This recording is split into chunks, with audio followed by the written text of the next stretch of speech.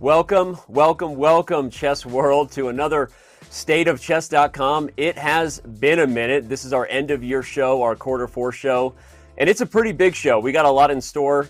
Before we get into that, for those who don't know, this show is also your chance, the community, to sound off. It's my favorite show. I feel like it's the show where we get to get into all those questions that come up in chat throughout the year while we're doing chess commentary and we can't focus or fully digress into a side topic about the future of chess events or strategic stuff or products and features.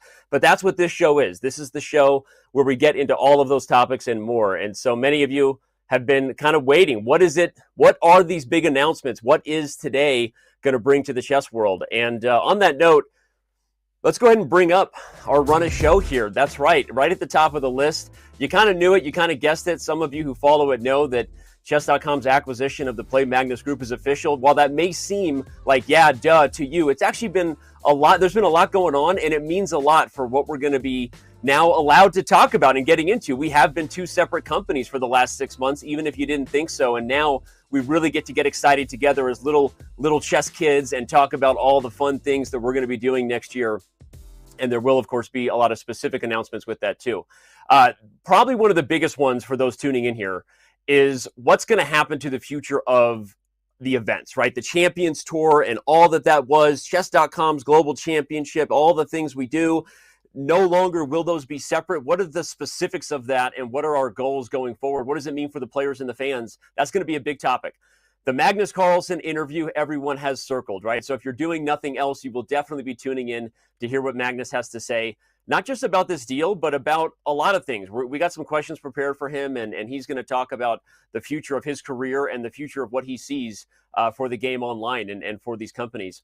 Of course, we're going to get specific about some of the Chessable and Chess.com product integration features. For those watching this show, we tend to know we have a very motivated, a very dedicated chess audience because you're tuning into this show on a Wednesday morning when you should be working. So by definition, if you're here, you want to hear what we have to say about Chessable and Chess.com. And we're going to talk about a lot of things with that. And then if you missed the memo, we crossed 100 million members. There's actually a big announcement that we're going to do to celebrate that with tons of giveaways to fans and a huge event coming in Q1 of 2023 to celebrate it. And finally, we will, of course, be ending the show with an AMA, as we always do, where someone asks a question, they poke the bear, Danny sounds off, PR tells Danny later, you shouldn't have said that, but we do it anyway. We do it every show, and it's a ton of fun. So make sure you tune in for the AMA at the end of the show. But all right, we've set the table. I hope that you're ready, everybody, and going to stay with us all day. We mentioned at the top of the list that it was the acquisition that went through finally, and two guys who probably worked harder than anybody to help bring that to life are going to be joining us in just a second. I'm gonna bring up a kind of a board for us to get through as we talk to the two respective CEOs about what this actually means that we formally acquired the Play Magnus Group. What does it mean for the better opportunities for the chess world and all the other things that we want to do together. So on that note, I think we should bring them in. Let's bring them in. They're, you know them, you love them. They are the CEOs, respectively, of Chess.com. Eric Olivest and Andreas Tomei are now with us. Guys, so happy that you're here. Eric, I'm going to throw it to you first and say you have to pick one, because I want to balance this here. You're not allowed to say the 50 things you're excited about. What is one of the things you are most excited about that we've gotten this over the line to start doing things together with the Play Magnus group?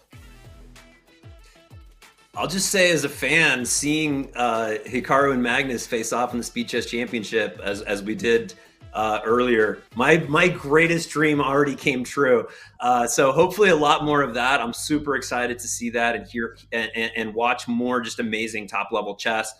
Seeing all the tour and championship come together, and all the events going forward. And then again, as a fan and someone who wants to improve even more, like I want to help more chess players improve, and working with Chessable to do that is massively exciting.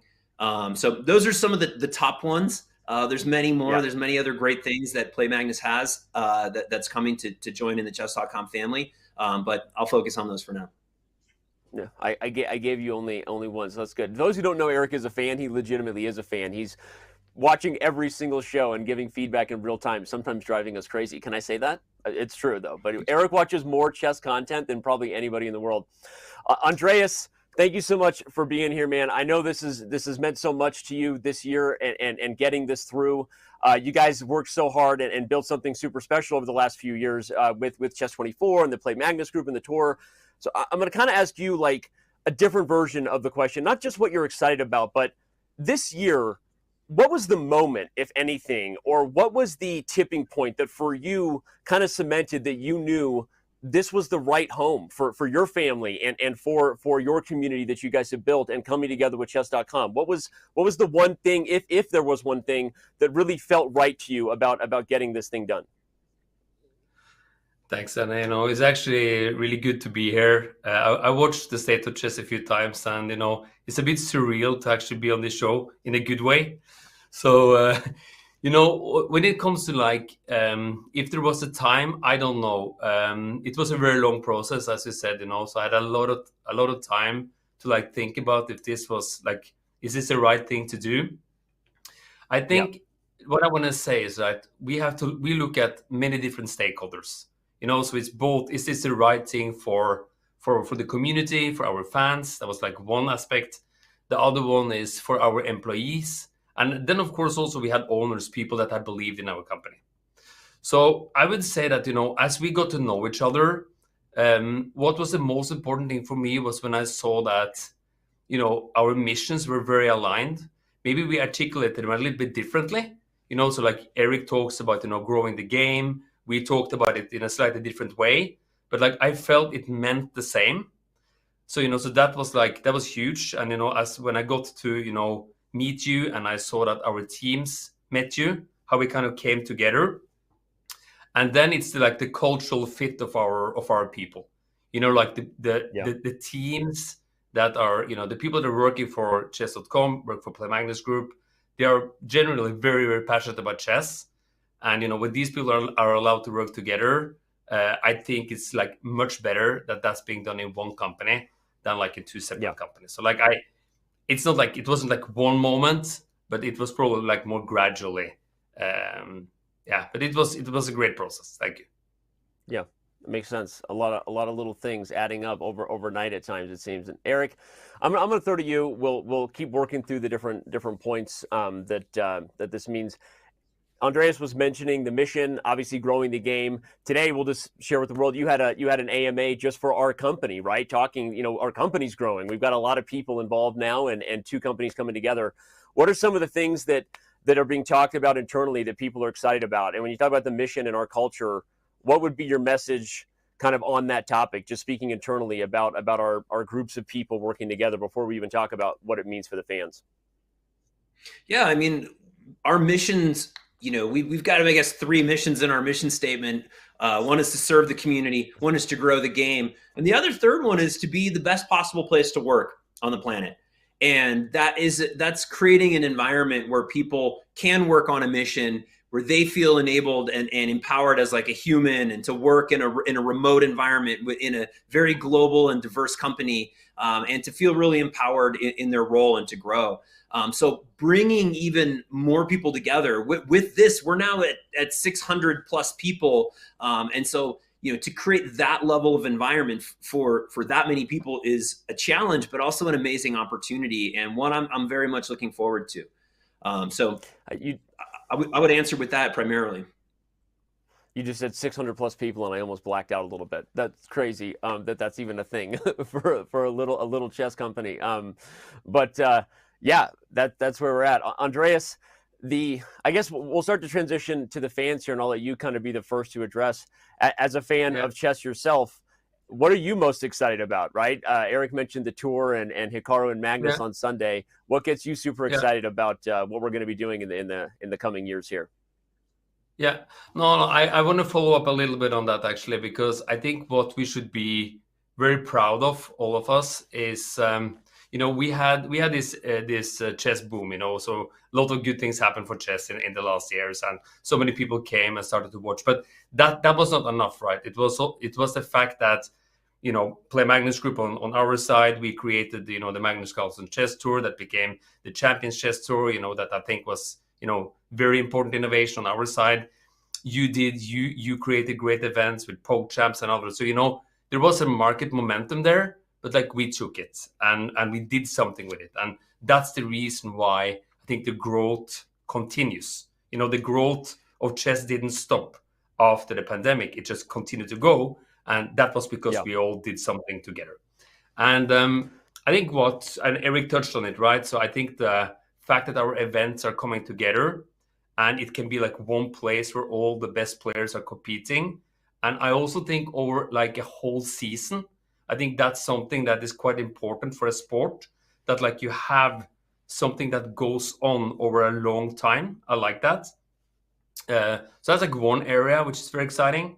The other one is obviously around learning, and Chessable and we have invested a lot into creating tools and content for people that don't only want to play, but that really want to improve and learn chess. And we are very, very excited about seeing some of the creators and some of the content creators on chess.com also have the opportunity to come over to Chessable and create courses. So I think that's another area that's pretty huge. Yeah. Well, you're teasing some up ahead. Speaking of creators and some big commitments of some of the biggest streamers and names in the world. Just we're going to talk about that a little bit later on, to make sure that we deliver on a bunch of little announcements that feel kind of big on a big day. Eric, I want to get to the third bullet point in our slide, if we bring that back up, because now that Magnus Carlsen is an ambassador, have you guys talked about your constant impersonations of him, and are we still going to see that? What is in the future for you as Magnus Carlsen? How can you ask me that? I don't even know if Magnus has seen that. I don't know what he thinks about it. I expect to get a WhatsApp message in a moment. Never do that again. I have no idea. Well, I don't know. I don't know that he feels that way. I think a lot of people are looking for Faster Hard as a future sponsor. But all right, okay. Eric, I'm gonna throw it back to you. Andreas mentioned. Go ahead. No, I was going to say I'm so excited to have Magnus as an ambassador. He is. The greatest chess player we've ever seen, and so him to play on our platform is phenomenal. And again, when we started Chess.com, we picked the humble pawn as our logo because we wanted to be chess for everyone. It wasn't the king logo because we were for the kings, but it was just chess for everyone. But to see that eventually over time that we now are the platform still for everyone, but including the king of chess, right. It's pretty awesome for me as a fan, and pretty humbling for me as, one of the people who started this company. Were you surprised to see that a Sunday match after the World Cup between Hikaru and Magnus drew what it did, or are you just no, checks the box, that's what everyone wants to see? Was there a World Cup? I don't remember, Yeah, because there exactly. was a Speed Chess Messi. Championship that blew minds. Yep. It was our second most like viewed show ever. Like, it was phenomenal. Yeah. Crazy. Well, we're going to get into all that and a lot more events coming up, and of course some questions for Magnus on whether he was surprised and how much he's already maybe looking forward to revenge. I don't know how many people were surprised by Hikaru's victory. Sorry, I can't go full fan mode. We gotta keep talking through these points. So, Andreas, it may not be the last question for you. Of course, we are going to be getting questions from our community. Reminder chat: if you're here watching, queue up some good questions and make them good ones, make them tough ones. The team who's working hard is going to bring them to us.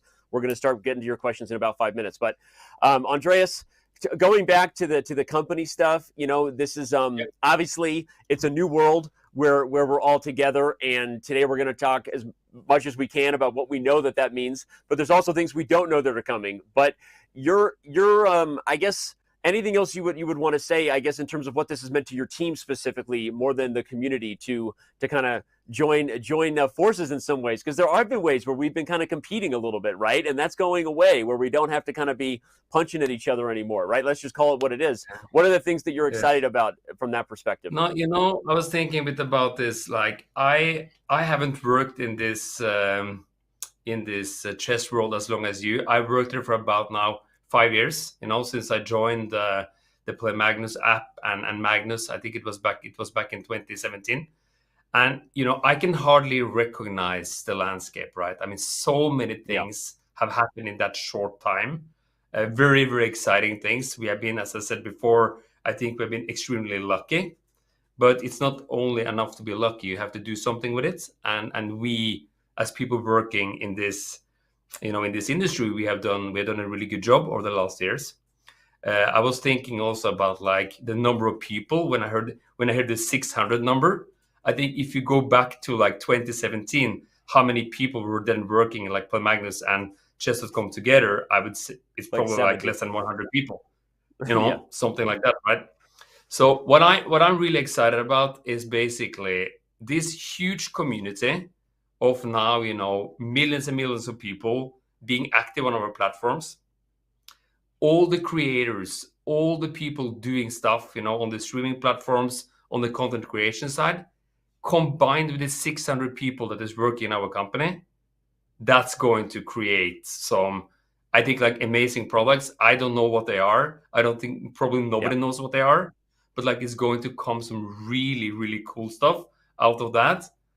And there is a lot of energy here. So that's probably what makes me most excited. Yeah. I love it. Well, okay. We're going to talk about what it means for the community. I'm watching you chat. I know the community's bringing us questions. So let's get some specifics, right, on the agenda. Let's bring up some of the specific points. We know it's going to mean stronger content, probably some more focused content to the different types of groups that we know are out there in terms of chess enthusiasts. Consolidation of our events, the best players under one roof. But in reverse order, Eric, I want to start with you. There's something I have circled there.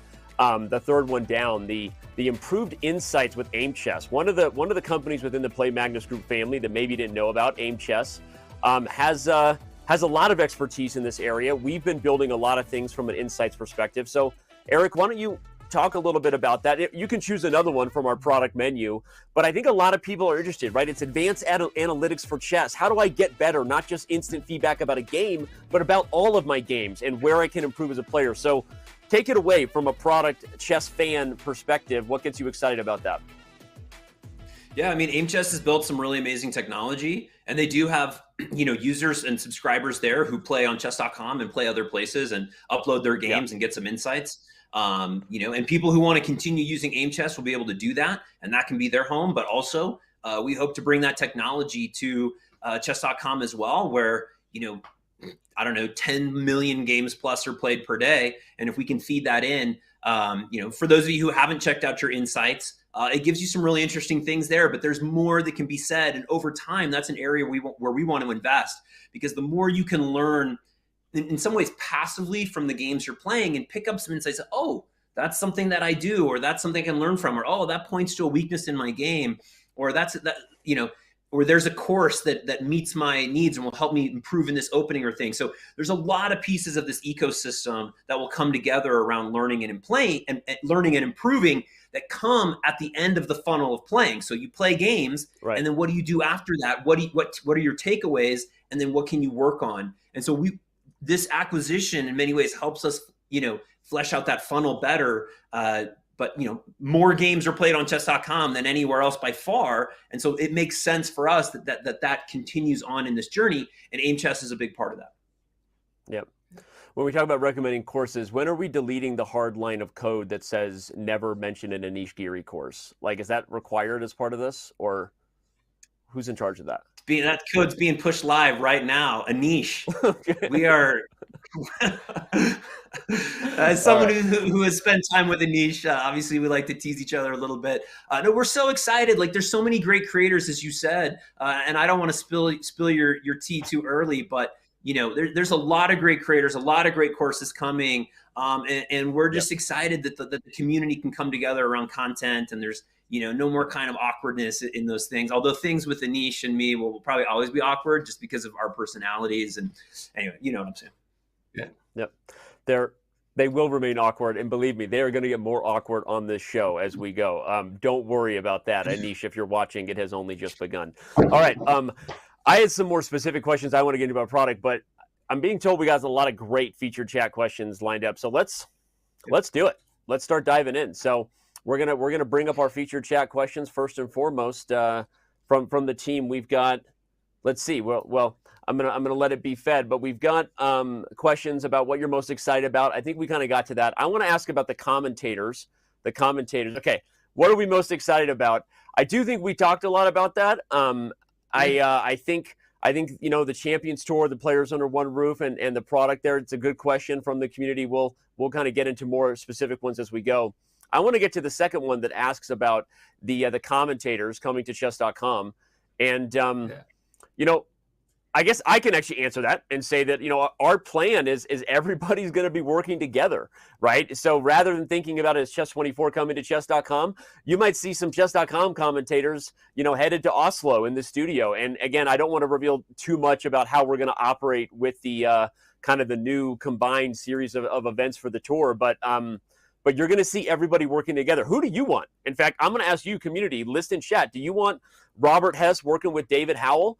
Or do you want, Danya working with Jovanka Huska and everywhere in between, right? Again, as long as Anish Giri's not involved, I'm open to any commentary pairings that the community can come up with. So, all right. Here's a good one. Eric, I'm going to throw it to you. So will accounts and paid features on all sites, chess.com, chess24, be combined? What is the early plan? If you're a subscriber out there who's dabbling in all of it, what are the ways we're going to kind of navigate that and bring value to everybody? Yeah. The honest answer is we don't totally know yet. And there's no immediate levers that we're pulling. There's no easy magic strings and dots that you kind of touch together and then it all works. It's just, that's not how code is. And there's still discussions to be had about how some of these ecosystems and products work together. So that said, we want to deliver the most we can to fans. We understand that you're paying and subscribing at sometimes in different places, and we want to make that easy for you. So we actually would love feedback from the community of how you envision this kind of working together. And so we've got some ideas, and we're starting on that process, but we haven't been able to operate as the same company. Even though we've had this acquisition being discussed for a long time, we've been acting as separate companies. And so now that this is kind of coming together, there's more discussions happening. How do we serve fans? Which tools make sense where, different things. Chessable has a classroom. Chess.com has a classroom. Are we going to have two classrooms, one classroom? Where does it live? What about features if you're following events on Chess24? Well, you also can follow chess on chess.com events. So how does that all work together? There's a lot of questions around this. We don't have all the answers yet, but we are putting on the lenses of, we're chess fans. We're chess users ourselves. Where does this make the most sense? How do we piece this all together? And all of your feedback is very helpful with that. Yeah, it's true. And we are going to be getting to this in a later section. We have the head of Chessable and a VP of content joining. So I'll just say there are going to be some special opportunities, some discounts and some stuff that celebrate this without getting too specific about it. But I want to get into the next question. This comes from Velvet Canyon 19, who kind of asked a similar one, which is what's going to happen to the user base of premium memberships on the PMG apps? I mean, high level, you're not going to lose anything, right? So if you're a premium user over there, everything is going to stay. There's not a disappearance of your premium membership. So if you're watching this and you're like, hey, I'm subscribing to the Play Magnus app and Aim Chess and this and that, like that's going to continue, right? So you're not seeing any of that disappear, and I think over time, as we look at the right ways to add value, there may be more value added both ways, from tech and user stuff to the PMG apps and the products there, as well as integrating tech and maybe adding value to the Diamond membership or whatever else you have. So sorry, Eric, I stole that one. That's great. Sorry, a lot of these are going to be going back to you guys. I mean, I'll ask both you guys how you're going to answer this one. A chance to swing and miss. Will this company ever go public? Andreas has some experience with that. This is a good chance to punt, but I'll let you guys answer that question. However, Andreas, should we go public? You tell me. What do you think about running a public company? I can tell you that I'm not sure if I had a lot of hair even before we went public, but it's definitely more gray than what it used to be. So it's not an easy process, but maybe it's also an opportunity for more people to participate also as owners. So like there are some pluses and minuses there. I think it's something that like is important to continuously discuss. Yeah, I appreciate that. I understand that, and I agree. I only want to say just that a lot of people do ask and say, "Can I invest in chess.com?" I get that question pretty frequently, and the answer is no, because when you're private, it's really challenging to do that. But I also agree with Andreas. Like, there's people who in the community who want to invest in the community. And I think it'd be great for chess to be in the hands of, of the public and people who can help steer that and invest in its future. But, I just we're very far away. But just like a short thing there, right? Because if you looked at Play Magnus, which was obviously a much smaller company on a standalone basis, we had so many shareholders. It was so many people from around, mainly in Europe, that wanted to own a piece of these companies, because I think many of them are passionate about the game. Yeah, which is a good sign if there were even more people who wanted to have a piece of it. We don't know the plans, as they kind of said, but who knows? All right. I want to see how we answer this one. There's a question about things for the public, not going public, but are there plans for live coaching and master classes through either of the chess.com or Chessable classroom products? And Eric, I'm going to let you kind of answer that one however you want. Live coaching, master classes, classroom, Chessable. What do you got there? I feel like this is your way of like needling me along of what you personally want to see. So I get it. And like you're doing it in front of a lot of people and you're making this came from user Zone Horse 1. So I didn't make it up. Yeah, you're Zone Horse 1. I know you are. Anyway, the answer is that's definitely something we've been thinking of at chess.com, and have still just been trying to figure out the right way to do that. Andreas and I haven't synced on this. I know that they've tried this and seen some learnings there. Frankly, it's not a discussion we've had, and it's one we need to have. I don't know, Andreas, you want to share publicly in front of Chessable, which is of course a little bit more, should we say, it's a very engaged learning community around the authors. And as part of like when we have released some of the Chessable courses, there has also been like some master classes with the authors like combined with it. And I know that's that has been extremely appreciated by by the learners, but also by the authors. So it has been a great way for them to connect. So I think that's something we can discuss with Gert when he comes on the show later today, because it's definitely, I think it's a great question actually. Yeah. Yep. And just to insight to the tension that everyone just felt there between me and Eric, we've been having discussions about this for probably a decade. I mean, I don't know. It's been a long time, and we won't give a shout out to the other co-founder, Jay, who's not here, who also believes in this feature. Look, we believe in this big time. Andreas and Garrett and the Chessable team believe in this big time. And I think that, we've invested so much in coaching and coach the AI, but we definitely believe that there's a home for this, and there's just a lot to unpack there as far as actually bringing it to life. So, all right, yeah. I'm going to jump to the last question here. By the way, there were so many. I'm gonna jump to this came into from Knee of Tari. Knee of Tari wants to know whether Magnus will be streaming more, or when is he going to start streaming more, as if it's a foregone conclusion. I'm going to take that one and say that might be a question you should save for Magnus when Magnus is here, and I will be happy and willing to put him on the spot about that, because he and I have had a lot of discussions about that, and it might be interesting to see how Magnus feels about it. People know he has done that from time to time. And I'm going to answer one that came earlier about there being banter blitzes. Remember, we're not going to take anything away that feels bad, but one of the cool things that chess.com has done that Chess24, hasn't invested in much yet, because they were doing good stuff elsewhere, is the streamers kind of ecosystem, right? In a lot of ways, we feel that the banter blitz merger, with helping even more of the Chess24 kind of faces to the community build their own streaming brands, is a big part of what we're excited to be able to help them do as well. So it's kind of a yes and. It's not a no, but things are going away. It's kind of a yes, and things might evolve into spaces that are even better for everyone who loves those things. So I stole one in there. I stole one and answered the Banter Blitz one too. So, all right, keep that question for Magnus. Eric and Andreas, I can't keep you here because we got a lot more to do, and you guys got a couple of companies to run that are now one company. So we're gonna let you get to that. Thank you, Danny. Thank you for being here, guys, and we really appreciate you, and can't believe we got here. Bye-bye. All right. Well, that was awesome, and the conversation could probably just keep going and get more and more just kind of behind the scenes. We wouldn't mind that, but there's a lot more to get to, and a lot of the questions you're bringing, chat, are probably going to be answered by other guests and other topics that we have coming up. For those of you just tuning in, we have a big run of show.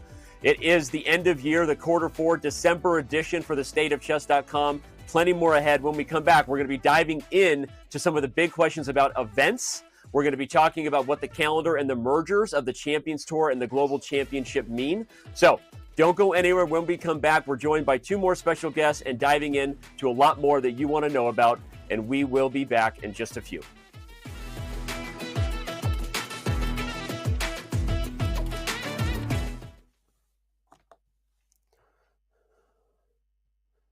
Make a move! Loving the world's premier online speed chess tournament? Well, you're probably going to love Chess.com's coverage of the premier over-the-board speed chess tournament. Abdusatturov is the new Rapid World Champion! That's right, the World Rapid and Blitz Championship commences December 26th in Kazakhstan and features hundreds of the world's best players competing in an exciting free-for-all format. Defending champions seek to extend their reign. Legends strive to reclaim this prestigious title. And aspiring talents hope to break through and win their first World Championship title. Who will win it all? Tune into Chess.com's live coverage to find out.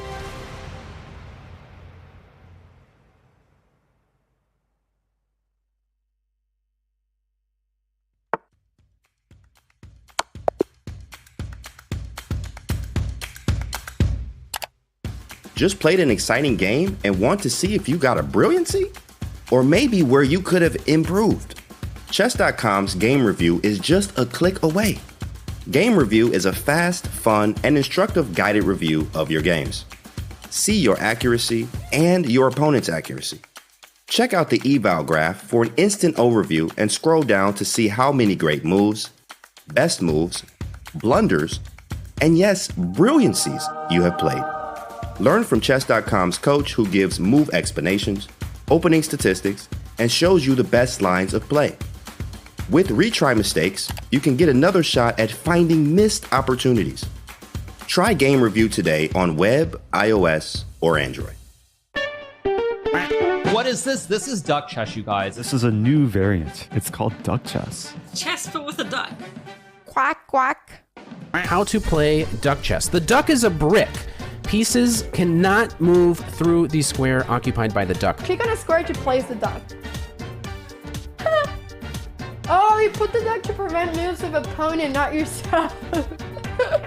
Yeah, so basically you do this, and this cannot move. I'm gonna go knight f6, and I'm gonna put the duck in the most inconvenient place for my opponent to move. No bishop, no queen, so no Londons. Can permanently stop the London. Capture the opponent's king to win. Oh, wow. Oh, there's no stalemate. Wait, there is stalemate. But the stalemated player wins. Ooh, if only that was real chess. I think I'm getting the hang of this game now. I think I actually am getting the hang of it. I think this works. Oh, that's a horrible blunder. Oh my god, I just blundered. I have to move something else first, then dark, and knight will take my king. This is the best way to lose the dark chess.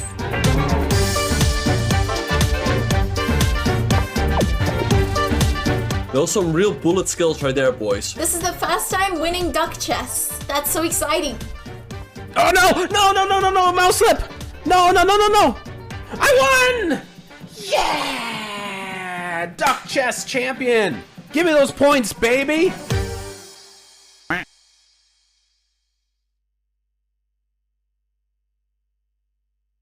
Chess Kid is fun. Chess is great for the brain, but it's also fun to play. And Chess Kid makes it easy to have fun. Whether your child is a total beginner or a prodigy, they can hop on and find a well-matched opponent from around the world at any time. Chess Kid is the safe, parent-approved way for your child to play chess online. Chess Kid is educational. To kids, it feels just like playing, but chess is a great way to learn patience, strategy, and critical thinking. Chess Kid features a comprehensive training program that guides kids to level up on their way to mastery. There are more than 50,000 chess puzzles and a whole library of entertaining videos that teach strategies, tactics, openings, and endgames specifically for kids. Chess Kid is easy. Whether you're a parent helping your child, a coach managing dozens of kids, or a school of hundreds. Signing up is free and easy, so what are you waiting for?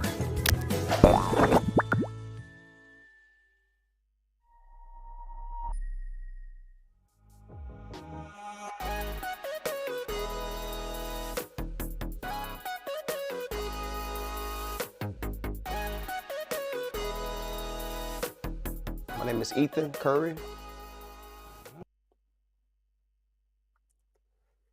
Welcome back, everyone.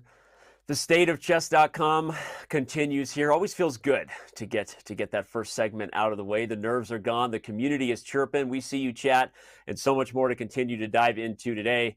We teased before the break that we were going to dive into one of the biggest topics people have, not just because it's the events that they all want to watch with the best players in the world, but it means a lot for where you're going to watch and the channels and how we're going to break down a very busy calendar year. I'm going to quickly set the high level right now of what the 2023 kind of events menu looks like before bringing on a couple of guys who are even more qualified than me to talk about it. The Chess.com events calendar is going to start in Q1 with something we're kind of calling Team Chess Season. The Collegiate Chess League is back along with the Pro Chess League. Those two things are going to be bigger and better than they ever have been. If you haven't seen the growth in our college programs, you might be surprised within the next couple of years just how many kids on campuses around the world are playing chess and what the CCL means to them. So stay tuned for that. The PCL, you know what it is. I already know that many of the best players in the world have signed with teams, and we're going to talk about that. The streamer community events we've run, they're going to continue. With a busy calendar, sometimes people might be worried, is anything going to sacrifice? The answer is no. Magnus playing Entitled Tuesdays. We have Arena Kings going. Puzzle Week will start the first week of January for those who are super into our puzzle battle tool or solving with Puzzle Rush. That's going to be coming too. But in the middle of the year, we will move into our speed chess kind of season. It's all the events you know. It's JSCC, it's Junior SCC, it's the main SCC, but of course, the Bullet Chess Championship and the I'm Not a GM SCC will also be around there too. It's the fastest events we do much earlier, right? We just wrapped up with the SCC. Now here comes the SCC in Q2. But the next thing I want to talk about is a lot of people have been asking what has happened to our celebrity kind of pro-am events, right? The last one we did was Blitz Champs in the summer, but there's a lot more coming with that. It's been kind of an interesting up and down ride for all of our PogChamps fans. So many probably watching this maybe got into chess from PogChamps. There is a lot more coming that I wasn't even allowed to put on this board because there's too many moving parts. We're doing a huge event with Rolling Stone that we are now teasing for the first time. It's going to be sexy and loud and awesome and in New York, and I can't say anything more about it. Probably said too much.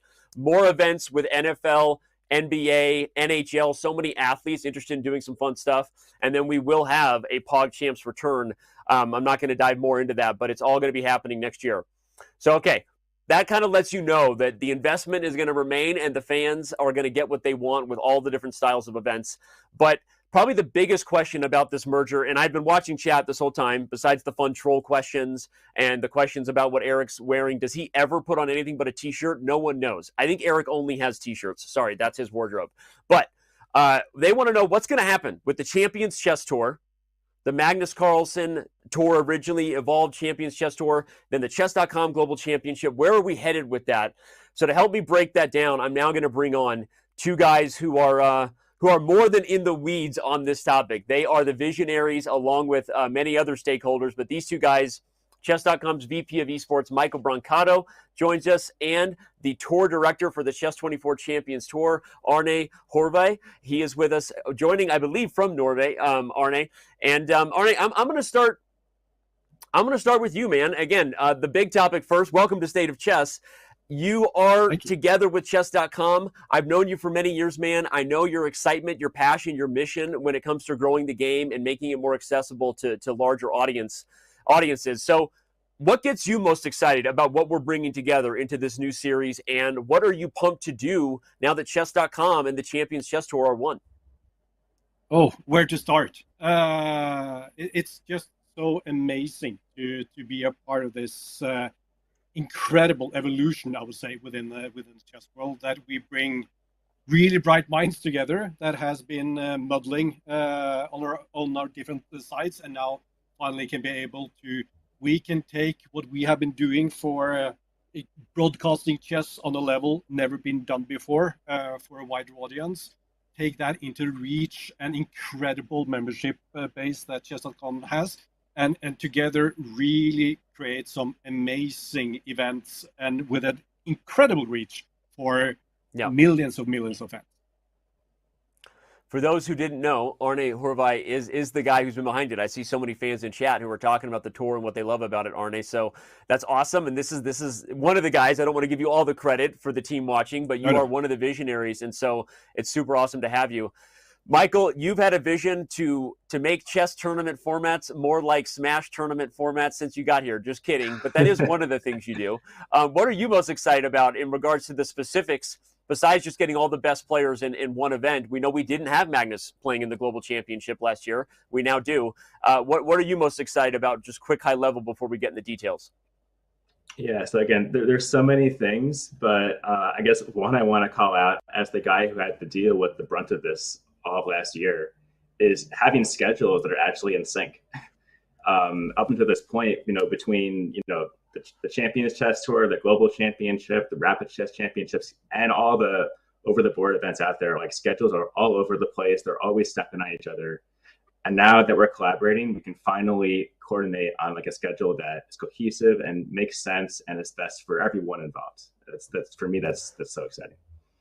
No more fans choosing on a weekend or toggling between Magnus and whoever was competing in that major of the Champions Tour and the RCC and all those things. So I'm with you on that. As a fan who did too much of that, I can't wait for it. All right, we got a lot of questions, guys. We're going to have you here for the next 15, 20 minutes in chat. Remember, we're going to get specific questions to them, but let's bring up the details of what we are sharing at this point.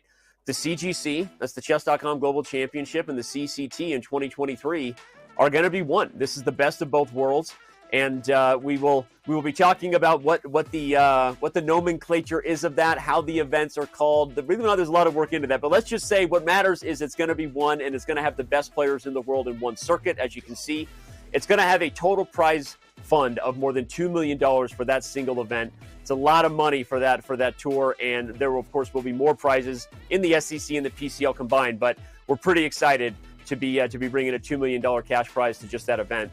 And then we're going to have all kinds of the formats that the players told us they really love: Armageddon, the bidding formats, the rapid time controls.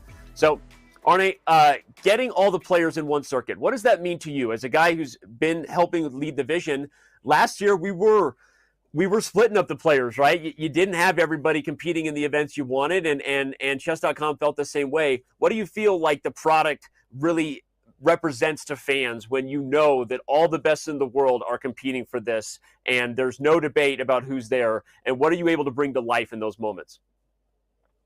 That's going to be so exciting, both to execute, but just as much for the viewers to actually know that they're going to see the best players fight it out for and really create some amazing moments of the boards.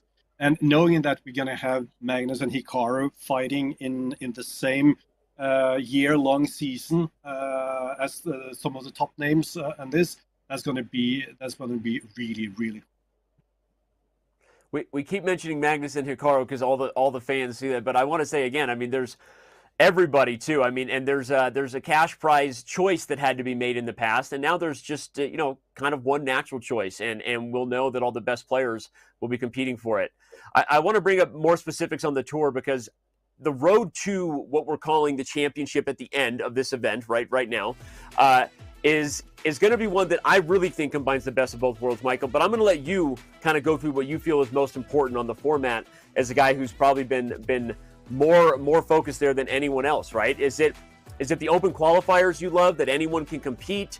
Is it obviously the prizes just for those events are pretty significant, but getting everybody into the final championship in December, what can you reveal about how that format is going to break down that you think is going to be super interesting for fans? Yeah, sure. So for me, the most exciting part is the whole open qualifier system. I think that if there's one like big critique I had of the Champions Chess Tour of the past is that all the players were kind of invited to each event, and there wasn't really a chance for, I guess, some of the more under the radar players to get a chance to like prove their skills and find a way in. And based on titles that players have gotten in the past through FIDE and also our own leaderboards, anyone's going to have an opportunity to, I guess, throw their hat in the ring and be able to make their way into each of the 6 events. And I think it's going to open up a lot more opportunity for players and also create more varied fields in these events. So okay. I'm going to start there. Yeah. Oh, go ahead. No, you continue. I was going to cue you up, but you got nothing to say. You do you. Yeah. Yeah, I'm really excited to bring more double elimination to chess. You kind of hinted at it. It's like I'm bringing Smash formats. It's not just a Smash format, but it's one that is very popular in gaming. And I'm not going to lie, I'm not the biggest fan of round robin, which is typically what chess events use. I think that why is that? The stakes double click on that. Defend yourself to the chess community. Why double elimination? Why are you the biggest fan of round robins? Oh, round robins. A bunch of reasons. I mean, one of them is that there is no clear like defining moment at the end. Like there's no clear like this is the finals or this is the match to determine like who wins the tournament. It's kind of like they play a bunch of games and at the end, okay, there's a winner. And sometimes that winner is decided before even the last round is played. And then you also have things like sometimes players are, that happens all the time. In fact, it ended up happening in the finals of the 2022 CCT. But there's also, if players get off to a rough start, then they're kind of there playing games that don't have any real implication for them because, they're already out of the running, and then they might inadvertently affect, other players' chances. And yes, there's a lot of things like that I think round robin has its place, and round robin is actually going to be a part of the playoffs format that we have here, but it won't be like the main go-to format that we use. And with double elimination, I think the stakes are exceptionally clear with every match. You get losers bracket storylines and runs there. You get who can make a deep run and reset the bracket in grand finals.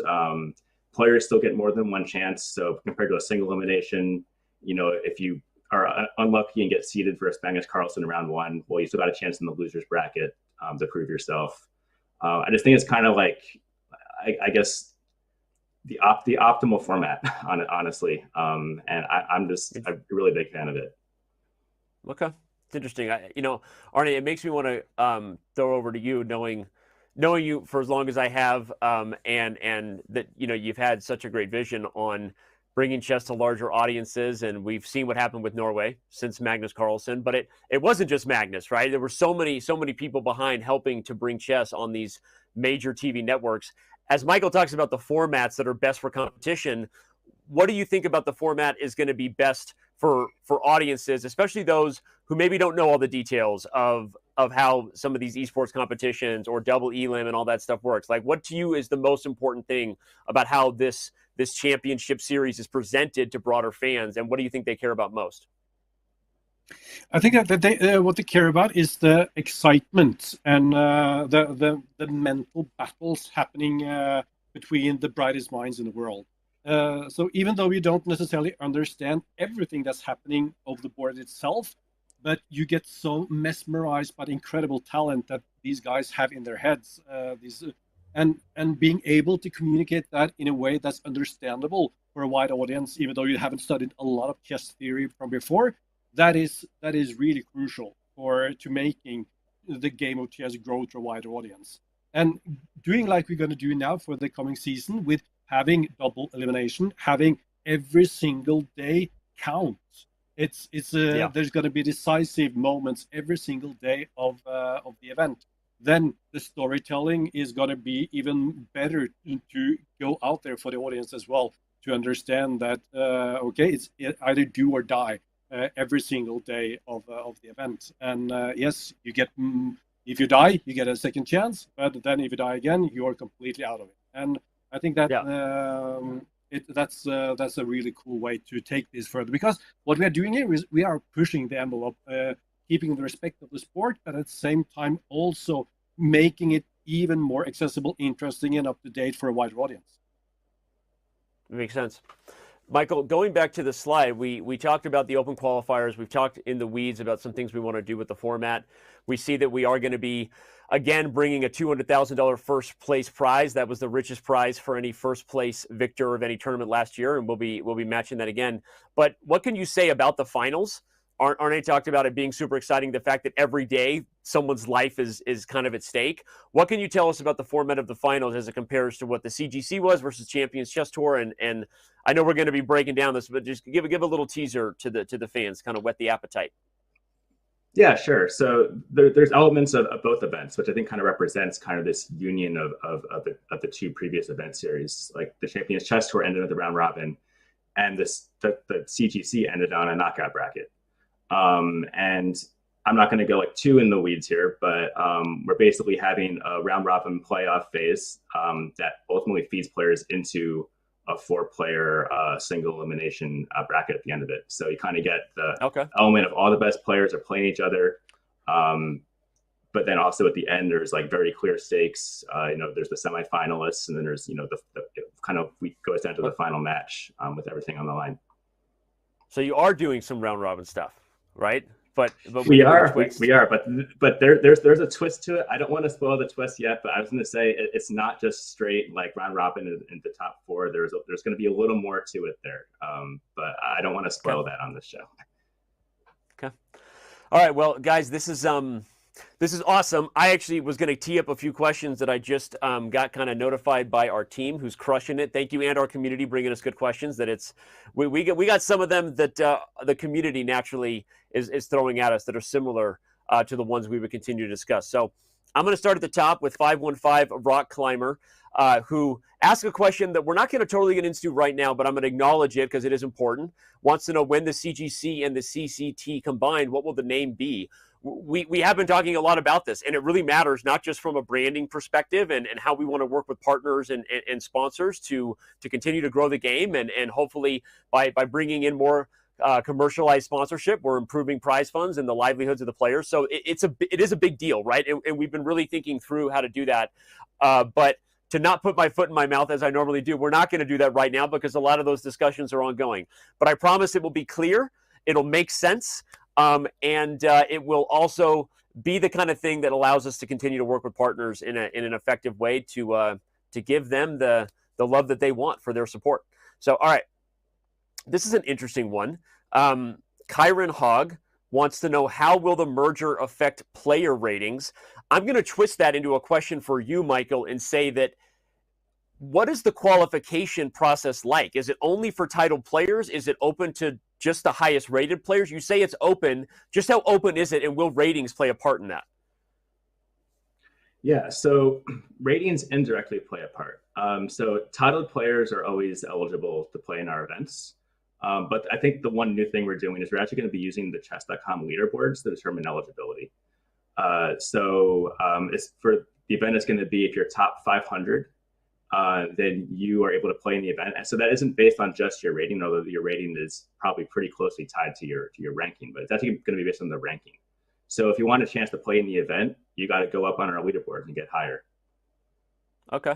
So not just titled players, but leaderboard. So ratings really matter then. Makes sense. I mean, all right, guys, there's a ton of questions left, but there's also a world champion waiting in the wings who wants to join our show. Again, I apologize to the community. Maybe I should have jumped into those earlier. We will save some of the best ones for the end of the AMA for sure. But I want to give one more question, I guess, to Arne, because some people asking, what will the frequency of these online tournaments be? That's from Japan Night 19. And I'm going to turn that into what will be the frequency of the Oslo studio, right? The traditional kind of production team you had. I kind of know the answer to this one, but I think a lot of people want to know that the high level production stuff you guys are doing is going to stay, even if we're mixing in talent and some of the graphics and things as we're merging a new brand. How involved is the studio going to be? What's the frequency of the studio going to be for the new championship? We are going to see the studio cover every single major in the tournament, and also the challenger and the finals happening as well. So there's going to be a broadcast with the Oslo studio, and talent you are well acquainted with, and mixing up talent, as you're saying as well, Danny. That's going to happen for each and every of the tournaments, which means about every second month. What's the one talent pairing you want to avoid, Arne? Be honest. Who do you not want working together, just for what might happen? Well, I don't want to have working together. Well, I tend to mean that most people are able to work together. So I know. Put me on the spot there, but I really don't have a good answer on that. What I want the chat to help me make sure happens is that I want to see you in our Oslo studio as soon as possible, Danny. Well, I'm excited about it. I was kind of teasing you because the trick question, that was the trick question. The answer is always, as long as Anish Giri is not working with anybody, that we're happy. So anyway, you failed that one, but we'll keep bringing you some I'll get it next time. Apologies. Yeah. Anyway, Arne, seriously, man, I just want to say personally, it's a pleasure. You and I have known each other, worked together. These two guys worked together the first ever Fisher Random World Championship. Lots of history we could talk about, but this is super exciting. Michael, as well, thanks for joining, man. Can't wait to see this come to life. I'm going to let you both go so we can get set for the next segment and the very special guest. But appreciate it, and we can't wait for the new events coming next year. Thanks for having me. All right. That was Michael Brancato, VP of Esports, and Arne Horvai, who is the tour director. They're working super hard, and a lot of these things are in progress. This deal only closed a few days ago, team. I say team as in our family watching. So we're not just like avoiding things. Some of this stuff is like, we were just so excited to throw it out there, but it is a work in progress, and they are working harder than anybody to do it. All right. I am going to take a very quick break before working hard with all of you to make sure that the World Chess Champion gets all the questions we want to give him, and really we can dive into his brain in our next segment. So that's right. Don't go anywhere. When we come back, we will be joined by none other than World Chess Champion Magnus Carlsen right here on thestateofchess.com.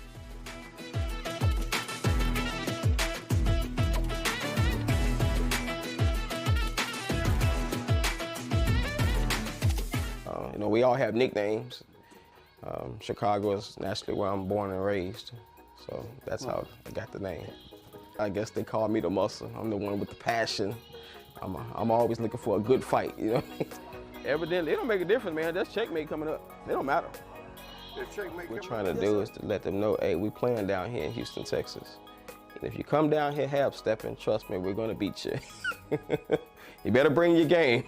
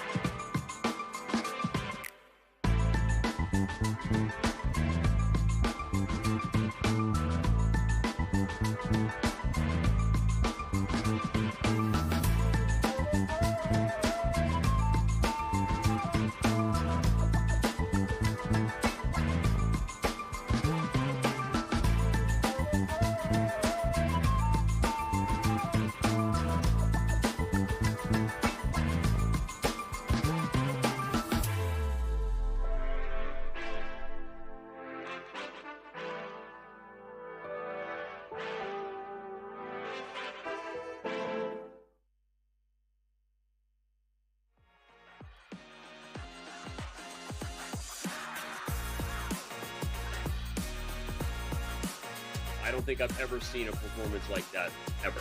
He is the winner of the FDX Crypto Cup. He's going to win the tournament. That is a Magnus masterclass. He's the best player in the world. He's the world champion. I'm excited to be. I'm excited to be part of it. He is the best player in the world. He's the world champion. I think Hikaru said it best. He is Magnus Carlsen, and he joins us on the stateofchess.com. Magnus, thanks for being here, man. Thank you. I want to dive in to a question that I know you answered in August when we threw together that sort of quick video to announce this thing. For those people who don't know, there's been a lot to this, right? And a lot of work to make this happen. But for you, again, what made you know, for a company that bears your likeness, a company that you built and helped found, that this was the right thing to do for chess, for the opportunity, for you yourself? If you could just speak broadly, hand you the mic, what makes you excited about this, and what made you feel like this was the right thing to do? I think it's going to be great for both fans and players. As simple as that. Now that it will be easier for all the best players to sort of compete in the same event, and it will be easier for the fans to follow, and that's really an exciting prospect for me as well, to be constantly competing with the best in the world online, and probably even more frequently than I used to. Yep. For you, does it feel mostly about the tour and bringing all the players together? The other things that you've been invested in, like your app, for example. My son wanted to say he can't wait to. He's played your 5-year-old Magnus Carlsen and wants to play it with the other bots. Are there anything else you would say, kind of broadly, that gets you pumped about this, or for you is it mainly about the tour and all the players under one roof? For me as a chess player, that's certainly a big motivation, but I'm of course a shareholder as well in the Play Magnus group, and for that it's also exciting, all the new possibilities that we have, both with our apps and Chessable, the new possibilities for integration there. So it's going to be fun to see, and hopefully generally just great for the chess fans, and yeah, makes sense. I want to stay on the topic then as a player, and we're going to make this a little casual kind of podcast style. I think for a lot of people, the questions they have are, what do you feel is next for you as a player? What is left for you to accomplish at this point in your career, right? This was a big year. You declined the opportunity to defend the classical World Chess Championship. You're super excited about the evolving formats of online chess. But what are your ambitions left in your over-the-board chess career, 2,900 rating, and how do you approach that? And what are your thoughts about what remains for you to kind of accomplish over the years to come? Well, I don't have a lot of ambitions for what to accomplish, but I love the game. I love playing, so that's all the ambition that I really need, and that's why I'm going to continue to compete in the events that I enjoy. Yep. Okay, makes sense. Then moving on from the over the board ambitions, because you're right, you don't have a lot of ambitions needed there. Makes sense. But talking about the evolution, then the game broadly, right? 200,000 plus people tuned in to you and Hikaru on Sunday, and the fans clearly love you throwing down in fast time controls, not just against Hikaru but others. You're documented as kind of wanting there to be an evolution and to embrace faster time controls because you feel like it's the more sporting element in some of your kind of closed door discussions with FIDE. But talk about that a little bit, if you would, about what you feel is important for the game as it's evolving with these online events that lead to these live kind of finals, and what do you think is important to see in these modern chess formats to make sure that the content remains the most exciting for fans? I think you summarized it pretty well there. I would also like to mention Fisher Random Chess, which I would love to see more of in a classical or at least slower time control. When it comes to regular chess, I feel that classical probably will be sort of phased out a little bit, at least at the top level. At least that's what I think sort of should happen. I think that the possibilities for discovering new ideas in the opening especially are somewhat limited, and you can see that in faster time controls there's still more than enough scope to play, and the game works in a great way. Obviously this is at the top level. At other levels it doesn't matter as much, but yeah, faster time controls, it matters a lot less there.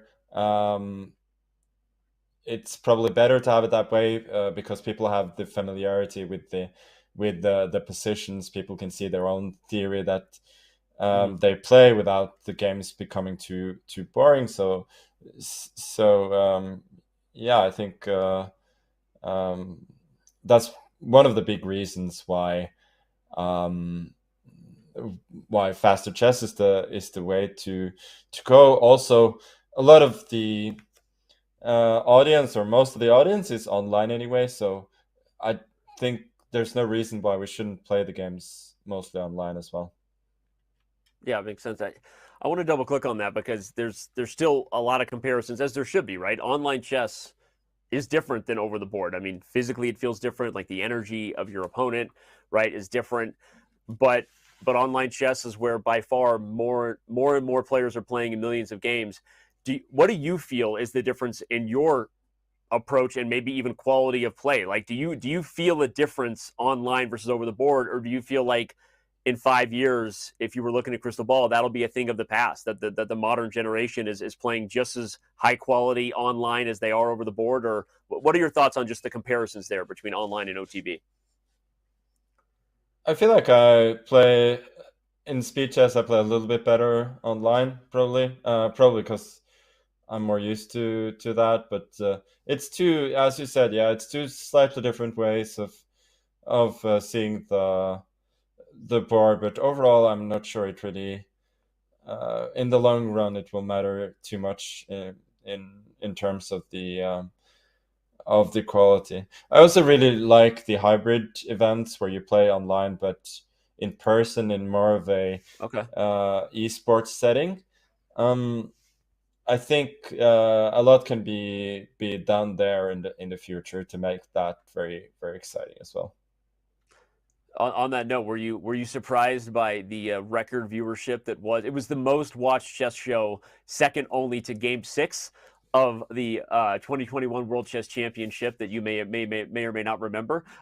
You were a part of that. So this show on Sunday with Hikaru was the second most watched single chess show we've ever had. And do you feel like the SCC style and format is perfectly designed for what you said that you really like, those hybrid events with playing on a computer but in person with an opponent for fans, maybe in a live audience? Yeah, I think that's a great idea, and I definitely want to be a part of something like that. Okay, yeah.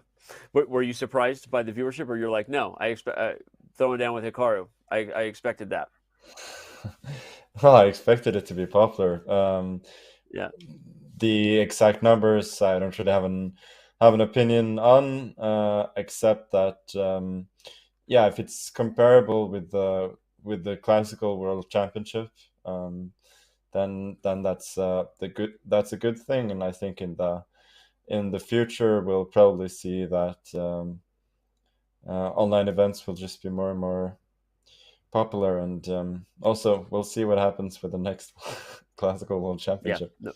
Who knows?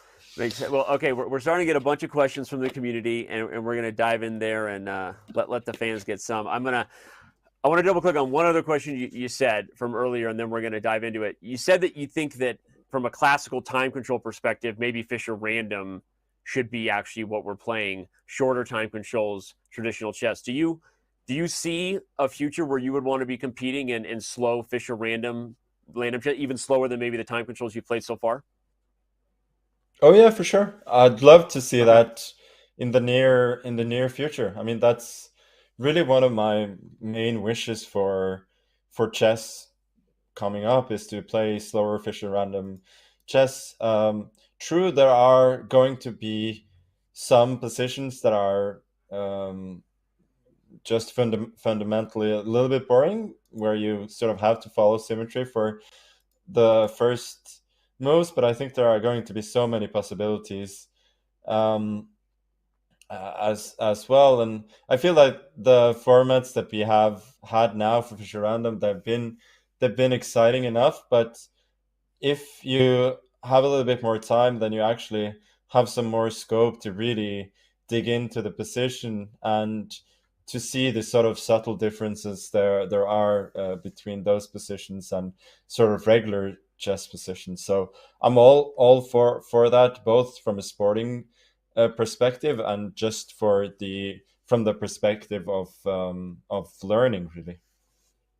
Yeah, I was just going to ask that. You said the word sporting, and I know in the conversations you and I have had that you feel like that's a big part of why you feel faster time controls might be more reflective of a player's all-around skills, the sporting element of real-time reaction, solving it in real time versus the computer at home. And you feel like Fischer Random might be the evolution of really challenging the sporting element of a top player. I guess summarize it. Makes sense. Speaking of sporting elements, go ahead. That's true. Yeah. The sport of duck chess has become popular. I'm going to jump to our first community question from two of them.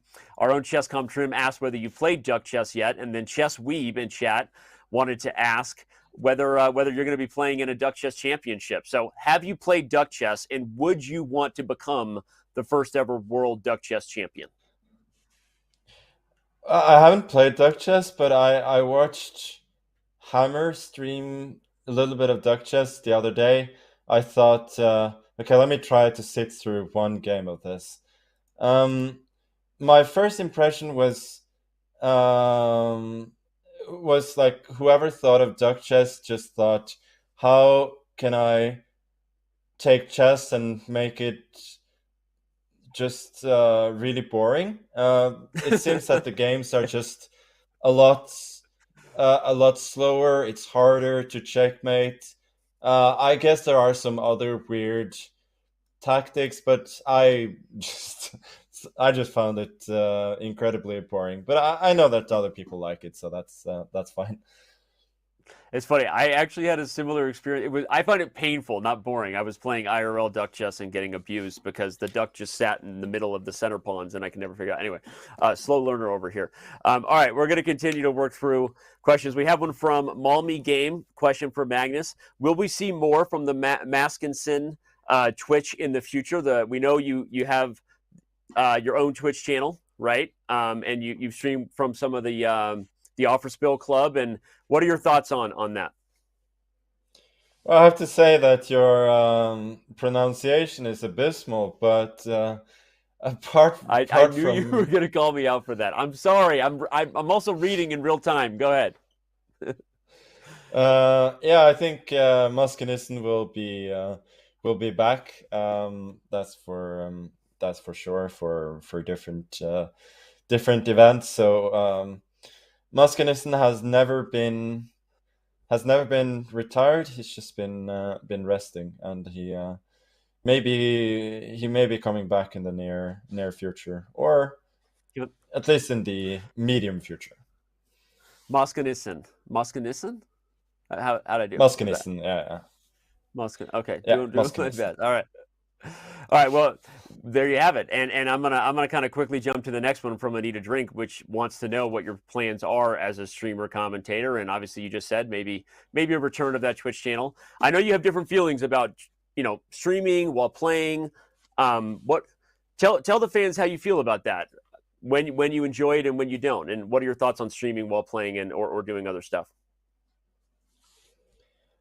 Well, I haven't done it too much, but I generally find it interesting, and I think sometimes if your brain is not working so well, it can be useful because you sort of articulate your thoughts a little bit, and I have found it at times useful, but I think it takes a little bit of time getting used to, for sure. As for commentating, yeah, I like I like doing that. I mean, that's something that I occasionally enjoy a lot. Got it. Cool. All right. Next question from TJ Heasy wants to know. I'm going to kind of summarize it. Whether there's anyone you've yet to have a good blitz session against on chess.com that you'd like to. So kind of summarizing, we know you've thrown down against many, but is there someone out there that you would love to throw down in an epic, bender of a blitz session? Throw it down right here. Throw the gauntlet down. Challenge them. Yeah, I mean there are a lot of people that I haven't played. I mean, Alireza is probably the best player that I haven't faced in a. Well, actually, I don't think I've played him in a single in the single game, but also I think it makes sense that if you're going to play, the very, very best, the very toughest opponent at the most exciting time controls, then that's maybe not something you do casually. Maybe that's something you do in a sort of a more serious match. Yeah. But are you previewing something maybe against guys like Hikaru or Alireza? Maybe. No, we'll see. But I can say, like, in general terms, I mean, something I'm definitely interested in. Like, I love playing blitz and playing against some of the, well, I mean, the very best in serious matches. I mean, there's nothing more exciting than that. Yep. I'll say that while we said this is a show of many announcements, there will be more announcements to come, and tease that, of course, we're working on all we can to maybe have some fun things like that. That's all I'll say. But all right, sticking on the comment of Alireza, and we want him to play more online chess if he's watching. I'm gonna go to a question that you get a lot, but we're gonna ask it because I think the fans just love hearing your thoughts on it. MOE_GE Mo wants to know, who do you feel is the strongest from these young chess guys? Maybe your opinion changes from time to time. So I know I'm giving you a question you've had. Forgive me for that. But your thoughts on, you just threw down against Gukesh, right? You've seen what Nihal Sarin's been doing, Alireza Firouzja. Your quick hit list on some of these young guys coming up who you have circled. Well, obviously, Alireza is head and shoulders above everybody else when it comes to basically every format. But yeah, among the others, I wouldn't say there's. If you're talking as an all-rounder, I don't think there's anybody who really stands out. Like, all of them have very distinct strengths and weaknesses, which is to be expected from people at that stage in their career. People like Alireza, who is so well rounded in all formats, and he's basically just one of the top guys. I mean, it's rare to be that as a teenager. So for the others, yeah, a lot of them are very promising, but as I said, I wouldn't say that, like, as an all-rounder, any of them really stick out. Okay, makes sense. All right, a fun one here to maybe round it off. Will we see a Dr. Drunkenstein bot? you've got your main username, and we know that the people who love to play Magnus bots will probably get action on those on chess.com. But do you I don't even know what the question is. Dr. Drunkenstein, that's the bot, the name on the Leechess account you've used. But any thoughts about Dr. Drunkenstein making a chess.com appearance? I don't know. I haven't thought about that. Like one of my friends, Asios, he made a bot, which that the report chart was partly based on hyperbullet games. So then you could see a lot of, like the Lafongs and Queen C2 takes H7 and so on. Yeah. So it would be fun to build a bot based on my drunken bullet games, but I shouldn't say drunken though, because I was never drunk. I was at most like a couple of drinks in any of those enjoying games. yourself. But, yeah, it would be fun. Yep. All right. Well, there you have it. Maybe we need to get a bot, not just of Magnus at different ages.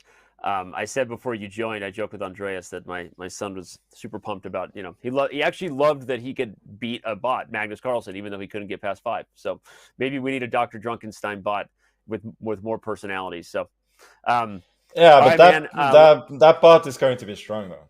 I have to say it's going to be super strong. That's crazy. In fact, maybe we make a hybrid Hikaru bot too, and then fans can just watch Magnus versus Hikaru bots all day and keep them satisfied 24/7. So, all right. I got one more question because I know that some of the other biggest names in the game have signed with teams, and we are bringing back the Pro Chess League. Has anybody approached you? I know you haven't signed or committed yet. Your thoughts on whether you are wanting to compete this year, and has anybody tried to recruit you yet? Yeah, I've been contacted by a couple of teams, so I actually agreed to be on the list for a team like a couple hours ago actually. So that's wow! pretty Do you want to good break timing. the news and can you break No, the I'll news let and tell us? them. You I'll let them Okay. break the news. I don't know this, so I'm super excited. So Okay, well, I'm not promising that I'll even play this season, but it's very much possible. Okay. Well, there you have it. Magnus Carlsen is committed to a Pro Chess League team. I know. I mean, you did enjoy that event, right? Obviously, we've all been torn up inside over the last couple of years that we haven't been able to do as many things together. But now the future is one. And just to speak of the PCL, whether you play or not, you enjoy that league, right? And maybe give your thoughts on that type of idea, like global team chess, right? An online kind of Olympiad feel with free agents. Your thoughts on the PCL and what about that event that you like? Yeah, I enjoyed the first season that we played a lot with the Norwegian team.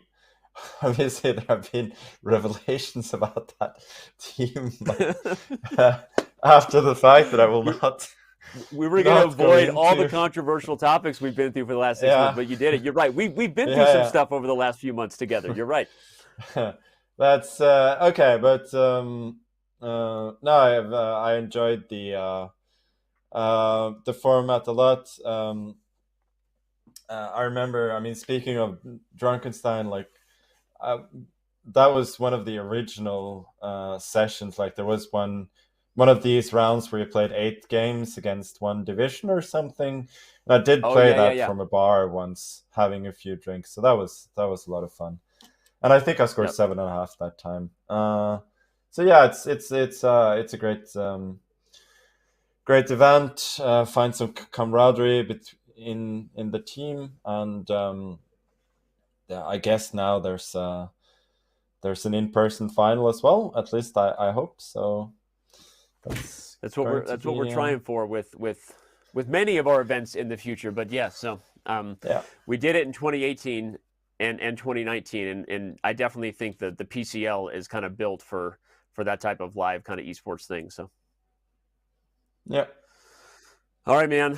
Well, we're gonna let you go. Thank you to the community for questions, Magnus. Thank you so much for your time, man. Obviously, it's a big day. It feels a little bit like throwing the ring into Mordor. Like it's done. It's been a very long journey, but for everybody, this means the world to have you, and we're pumped about the future. So, thanks for being with us, and for everything you do for the game.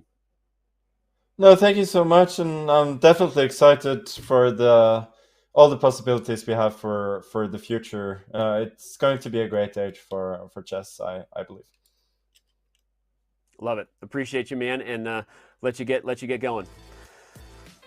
All right. Well, that was Magnus Carlsen, the world champion, and I agree with what he said. This is it's a great day for the future of chess, and there's a lot of opportunities ahead. And I feel like I'm speaking for myself, for him, for a lot of people that have been putting a ton into this, that it feels a little bit like a, oh man, and again, everyone's like, oh, well, I thought this happened months ago. It didn't, and there's been a lot going on with it. And just to get here and to have the opportunity for all of us to really start making plans about how to improve everything together and to unify things and to create more opportunities, it means a lot. And there's plenty more to talk about coming up on those topics. Around the corner, I'm going to be joined by the head of Chessable. You know him as Garrett on social media. He's a bit sassy. Be joined by our VP of content, that's Sam Copeland. Haven't had him on one of these before. So much more to talk about with Chessable, chess.com, as well as things right after that. So don't go anywhere. The Q4 end of year State of Chess.com returns in a few.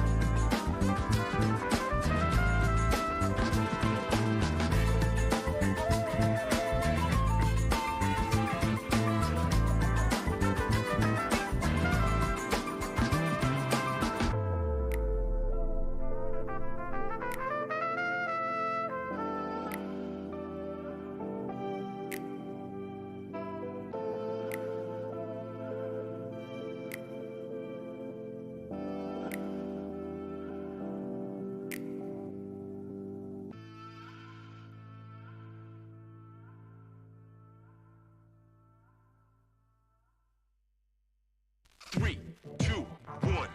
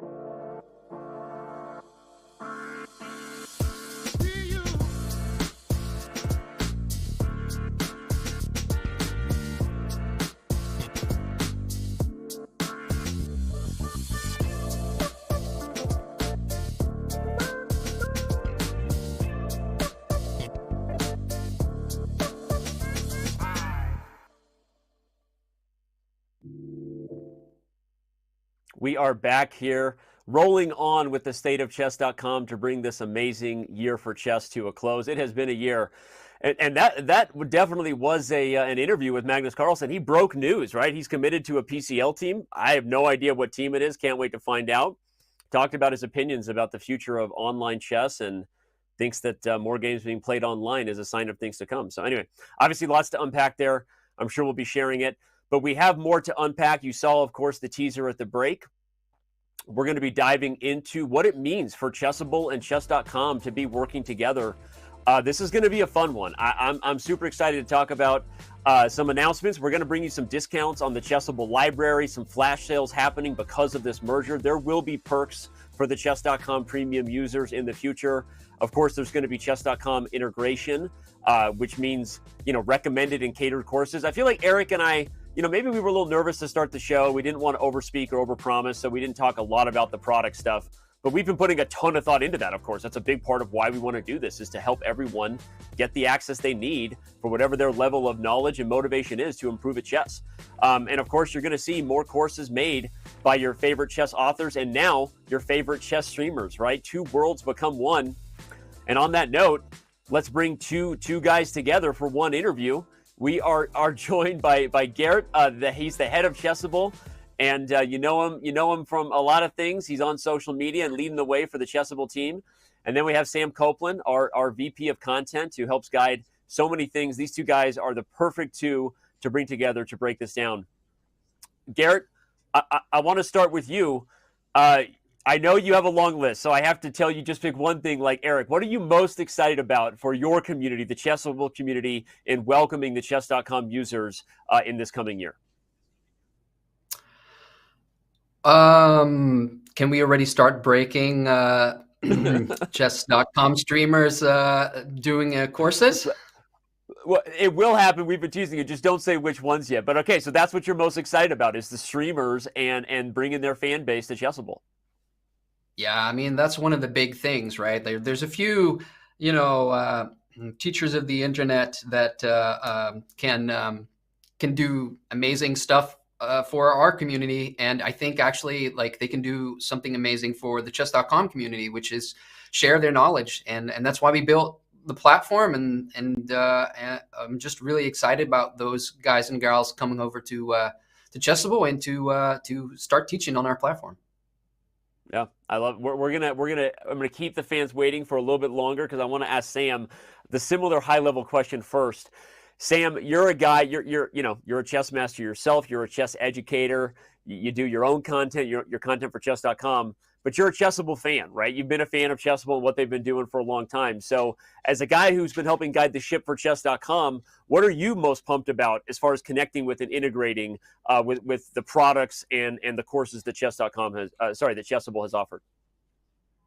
I am so excited about this in so many ways. Garrett and I got to connect a little bit this week, and one thing he shared with me is that I'm one of the first 1,000 members on Chessable. So I've been around for a long time on the platform and have been enjoying and using it. And I'm a huge fan of the authors and courses that are available.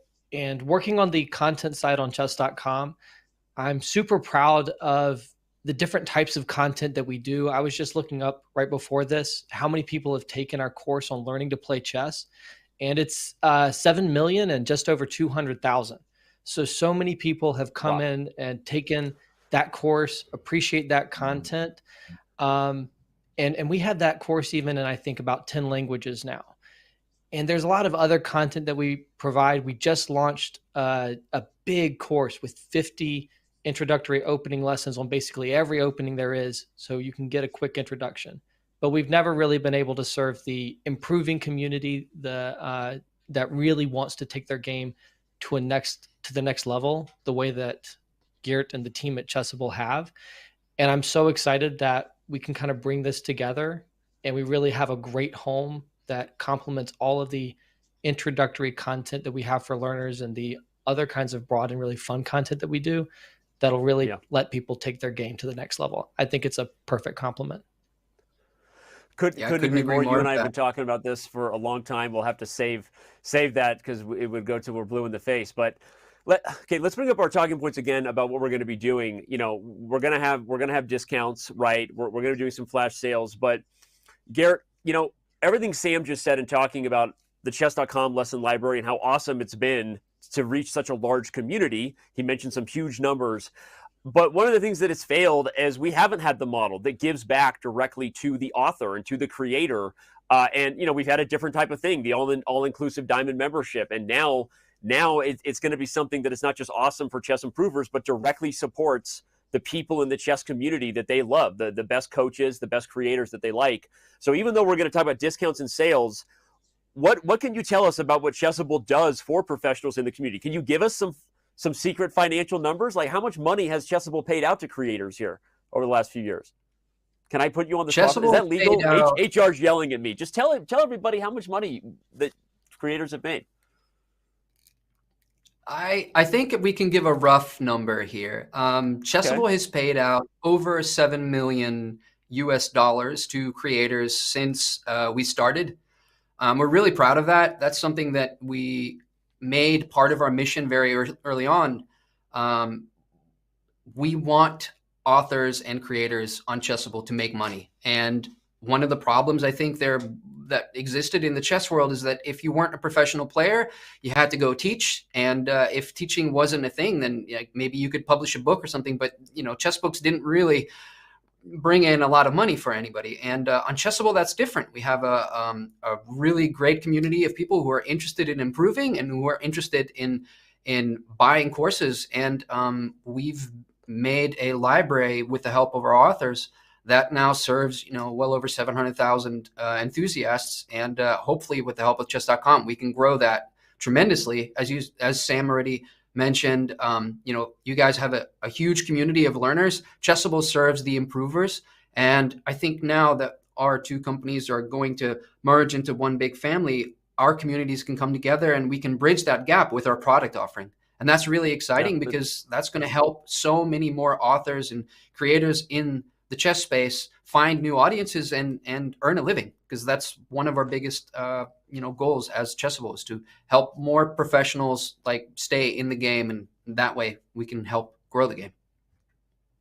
I love that, and I if you didn't see me put you on the spot there, I apologize, but I didn't know that number, over 7 million, and I know of some of the you know, the highest earning, and I can tell the world they aren't necessarily the biggest names in chess, which I want to speak to the chess.com community and let Sam take it, because we have so many amazing top bloggers, right? We have so many people who are creating content, Sam, for the community that is super valuable and awesome, but we're doing it on chess.com only because that's where a lot of the users were, and everyone who creates wants it to be appreciated, right? By those who love, you know, the topic that we're sharing together.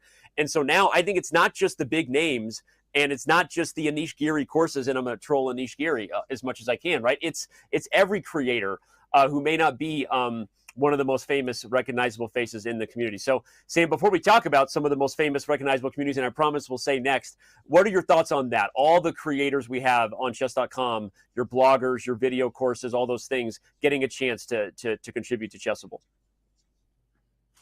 It's just so exciting. You know, just from a personal perspective, as someone who obviously with people here has been making a living in chess for a long time, first through private lessons and such. When I got into that and started writing on chess.com, I joined the blogging community. The blogging community was my in to working for chess.com. By the way, that's how we hired just Sam. Creating content.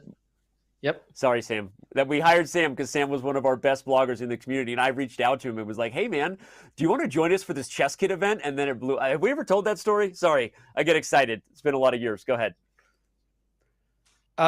Yeah, absolutely. I remember I was staying with Sean McCoy, our head of support at the World Open, and I was, I don't know about you guys, but I'm playing a tournament. My mind just wanders because you're at the board for 6 hours. It's hard to focus. I was thinking, how could people cheat? And I talked to Sean afterwards. I was like, I'm going to write a blog on how to cheat at chess.com or how to cheat at chess, and that'll take off. And that was my biggest blog. That's not a at the time, topic which people I think care about. That's not a topic people care cleared about. 100,000 reads. So I really tipped a lot of people off, and it fed that straight into a job. So I think that was a great strategy, teaching people how to cheat at chess. Anyway, it's been incredible, you know, coming through that space and being able to get into chess and making a living through this. But that was really, really a rare opportunity. And now what Chessable does is it offers to the people who love creating content, all the bloggers that we have on chess.com, that opportunity. That's not just something like where I got really lucky at an early stage when there wasn't a big ecosystem to get involved in. Now this is something for all of the coaches that we have on chess.com, all of the bloggers, the people who've created articles and write news and just love creating content. They can now get in there and just do whatever they want. And I think that Garrett and I will be so excited to see the directions that people want to take it. Courses that, are super innovative. We've seen so much creativity in the community of creators at chess.com on YouTube and other places. And I think that bringing that over to Chessable will be really exciting. And in terms of names, I think you've been talking to a number of different people who are creators that have been working with chess.com for a while that are really interested in creating courses on Chessable. Levi Rosman, Danya Naroditsky, Botez Sisters, Chess Bras, James Canty, and so many more people, a lot of people reaching out to us.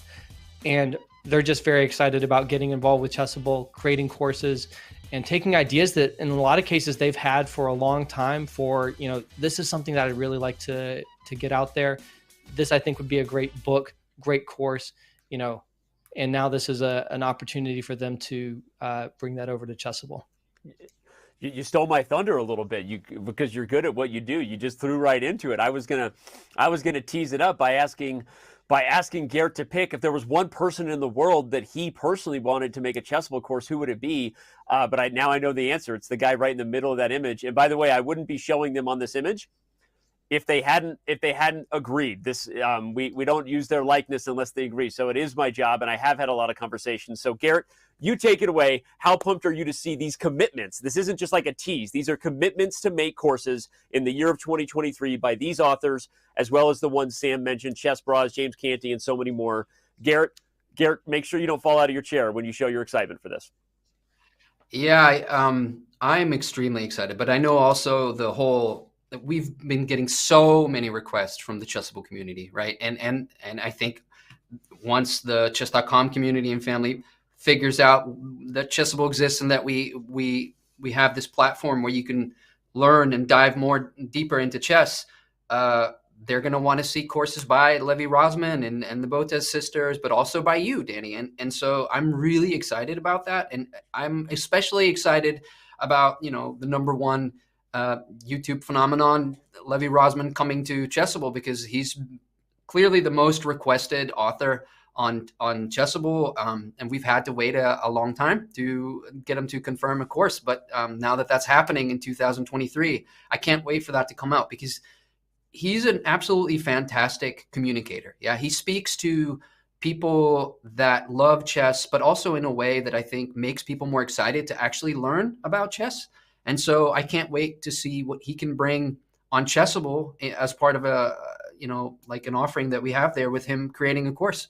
So that's really exciting. But one of the things I wanted to highlight is that right now we're talking about streamers. We're talking about titled players like, Levi Rosman is an international master of chess. Danny, you're an international master of chess. I think, Sam, you're also a titled player. So I want to highlight that Chessable isn't a place that is just for those people. You don't have to be a super strong player to create a successful Chessable course. You can be a club player with a really good idea for content.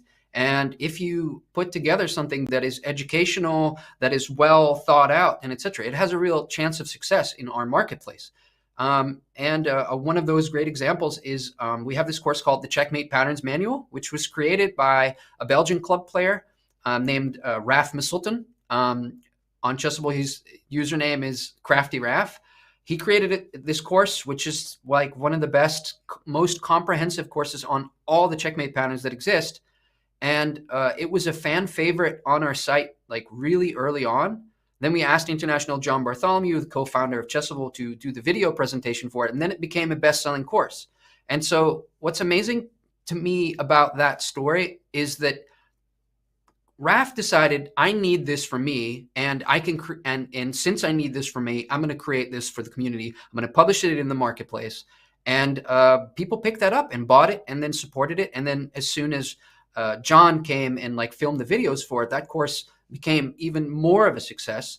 And Raf makes, you know, a good living off of that course. And that's amazing, because I can't, you know, really think of any examples in the chess world where people create educational content and become teachers for others while making a living off that kind of thing. And so if there's more of you chess enthusiasts out there, you know, and you think you have an original idea, then Chessable welcomes that. And that's, I think, slightly different from, let's say, like the traditional chess publishing business, where it's mostly grandmasters or maybe international masters publishing and teaching. And here, I think it's this lovely combination of super high level, top level players. We have courses by Magnus Carlsen and Anish Giri, but we also have these types of unique courses by club players who just really thought about like what they would like to learn themselves, and then they create that.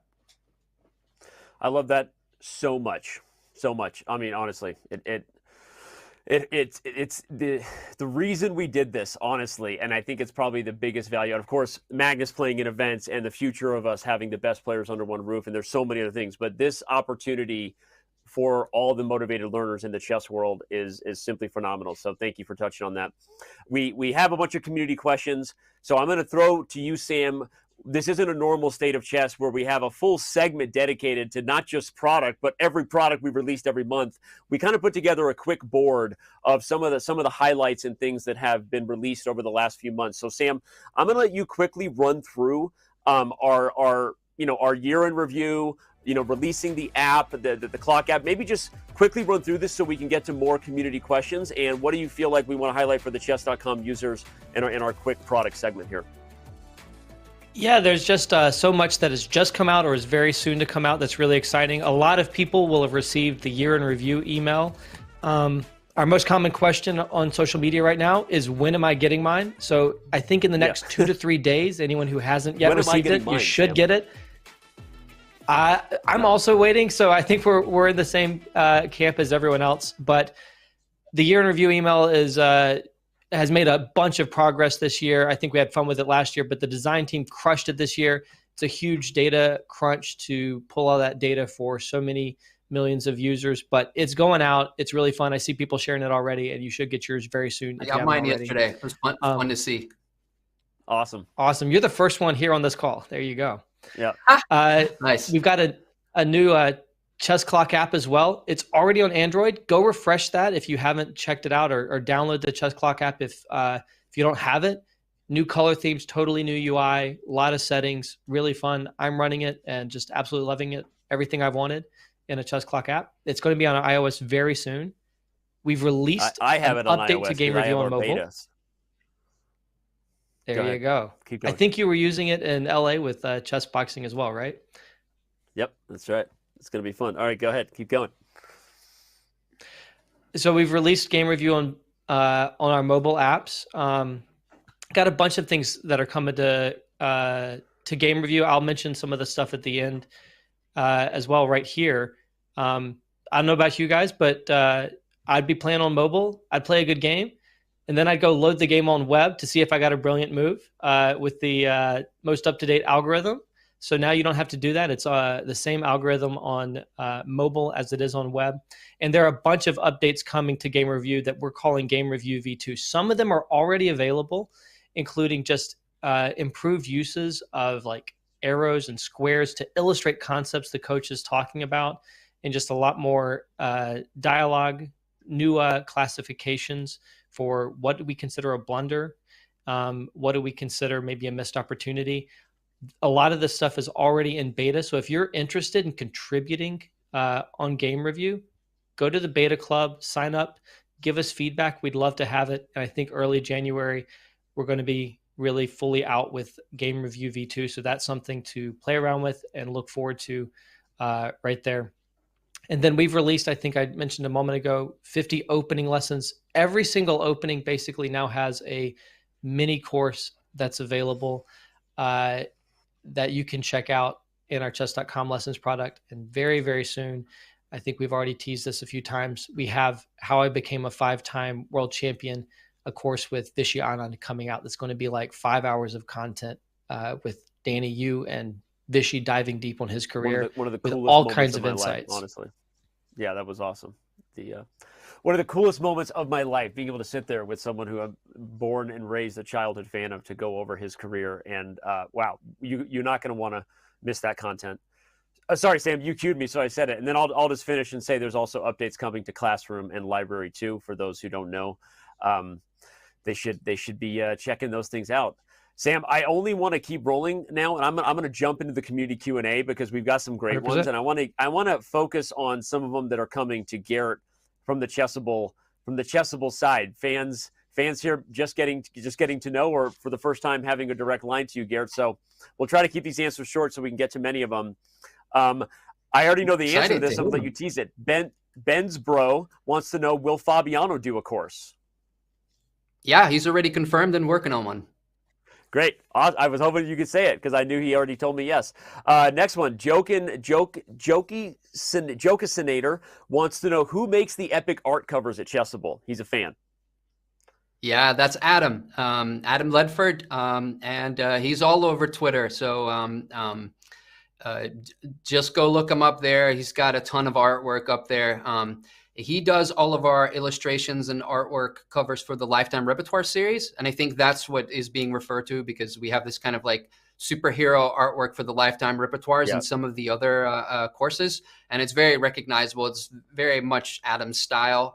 He actually got his break creating some artwork for some really big YouTube streamers, and then we asked him to start working with us and create covers. But we have a team of designers, a couple of other people who also do really amazing artwork, and I got to send a shout out to our art director Juan Capitoni, because he also does amazing illustrations and has produced so many really fun covers that are really just brings a lot of like joy and kind of fun to chess, because a lot of chess covers are so serious, and we wanted to bring a little bit more lightheartedness into that feeling of like studying, so that because it's about joy. Like we play chess for fun, we study chess for fun. Of course, everybody wants to win, but in the end, like it's just so much fun to learn more about the game, and so we tried to reflect that in our artwork. I love it. I'm going to answer some of these quickly so the community knows we got them. M Zungu94 wants to know, will there be a feature to load personal games from chess.com into Chessable for comparative practice? Yes. Will it be available in a month? No. But yes, that feature is coming, and it's one of the coolest things that we're excited to do, is those direct connect for all the users on chess.com to get their games instantly uploaded and all the get access to all the Chessable features. You're in the house wants to know, will chess.com partners be able to stream Chessable? Yes, as of yesterday, any chess.com streamer could, and is probably already planning on streaming, whether it's their own Chessable course or maybe again Anish Giri's course. If they happen to have forgotten to delete it, they might stream Anish's course. I don't know, but yes, streamers can do that. Let's see. Tritlo wants to know, will Chessable content be fully integrated into the chess.com app? Right now, the plans are for them to remain separate, partly because they should be separate. Chessable is its own community, its own very powerful brand, and very focused on what it's doing for those improvers out there, super motivated to take their game to the next level. And chess.com's UI, if you haven't already noticed, Eric and I have said this a lot, the crisis we've always had is we're chess for everyone. There's a lot going on chess.com. So why squeeze more into it? Why not keep it separate and let it be very clear for users how to find it? Last one I'll ask to Sam, because he's in charge of my content schedule. Menil wants to know, when will Danny make a Chessable course? Sam, when am I doing that? It's already in the works. It's already in the works. I've got to take a look at that 2023 calendar. I think there were some discussions already, and maybe we can bring forward some of your best blunders, something like that. Best blunders, that's what we need, or dubious openings. So whatever the people are into. All right, how not to get an advantage with the Verisov. How not to get an advantage? God, now is this just roast Danny show? What else you got, Sam? I mean, geez. I'm not. I've only got 2 roasts. How to get your queen trapped on H1. Okay. Garrett, so awesome to have you, man. What a pleasure. And we're super excited about this. Sam, thank you so much bringing the heat and bringing the roast. If you've got more later, and we'll be diving into so much more. And this was a lot of fun. So I'm gonna let you guys go. Get us to a break before we get to our final segment. So thank you for being here, and Chessable and Chess.com for the win. Let's go. All right. That was Garrett and Sam, and those two guys are going to be spending a lot of time together, and I think it's going to mean a lot of good things for the chess community, and not just the years, but just in the immediate months to come. What is going to happen hooking up Chessable with Chess.com for those who are super motivated to get better? It's going to be mind-blowing. So, all right. Next, we're going to be joined by a guest to talk about things happening for the community. Speaking of mind-blowing, as you know, we reached 100 million members. What are we going to do about it? It's going to be awesome. And who is joining our company as our new head of community? You may know him, and he'll be starting January 1. He's going to join us to talk about what that means and a lot of the things that we have around the corner. So don't go anywhere. It's the second to last segment before the AMA for our quarter 4 end of year State of Chess.com.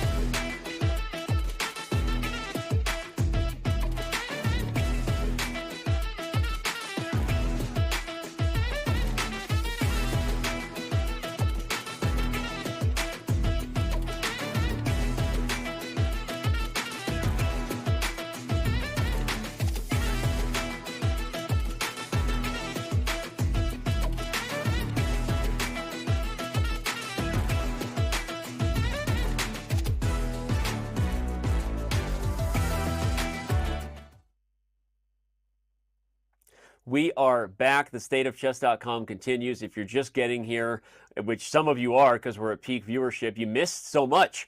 We've had interviews with Magnus Carlsen, breaking news, and a ton more that we've jumped into. If those announcements aren't big enough for you, then I guess the announcement is that our intern is no longer in charge of announcing big announcements, because we feel like they were pretty big, and there's been a lot of topics we've gotten into. There's still more to come. All right.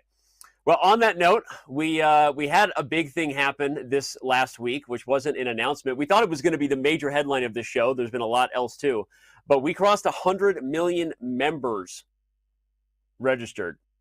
That's crazy. That's a lot, and it was a big thing that happened for us. And it happened in live fashion. It was a pretty emotional thing, and represents the hard work by so many here at the company, but also that the chess world is popular and growing, and all of you here are a part of that story. Speaking of that story, Eric and I sat down and told the story of chess.com, the rated PG, too long didn't read version, but it was still long. It was still about an hour, and the full video is on YouTube. But we wanted to share a little bit of that conversation with a few highlights in this video about the history of chess.com. I remember the moment where I was like, oh my gosh, we have a grandmaster on our site. He's like kicking everyone's ass. He's just winning all of his games. What super strong grandmaster is this? It was not a secret. It was not a secret. It was somebody cheating. And we're like, oh my gosh, how are we going to deal with this? It's hard to explain the whole process, but immediately right then, we're like, this is going to be make or break for our future. We have to invest here. And immediately started hiring like statistician, built an amazing team around this, and we've invested so much time and money and resources just to protect this game that we love.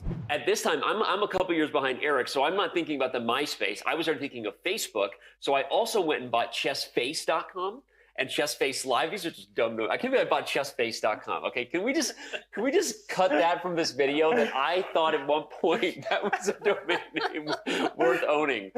When all the other chess companies out there at the time, and there were more than there are now, back then, they all had logos of, kings, or they had knights or whatever. And we were like, we're doing the pawn. And the reason we're doing the pawn is because we're doing chess for everyone.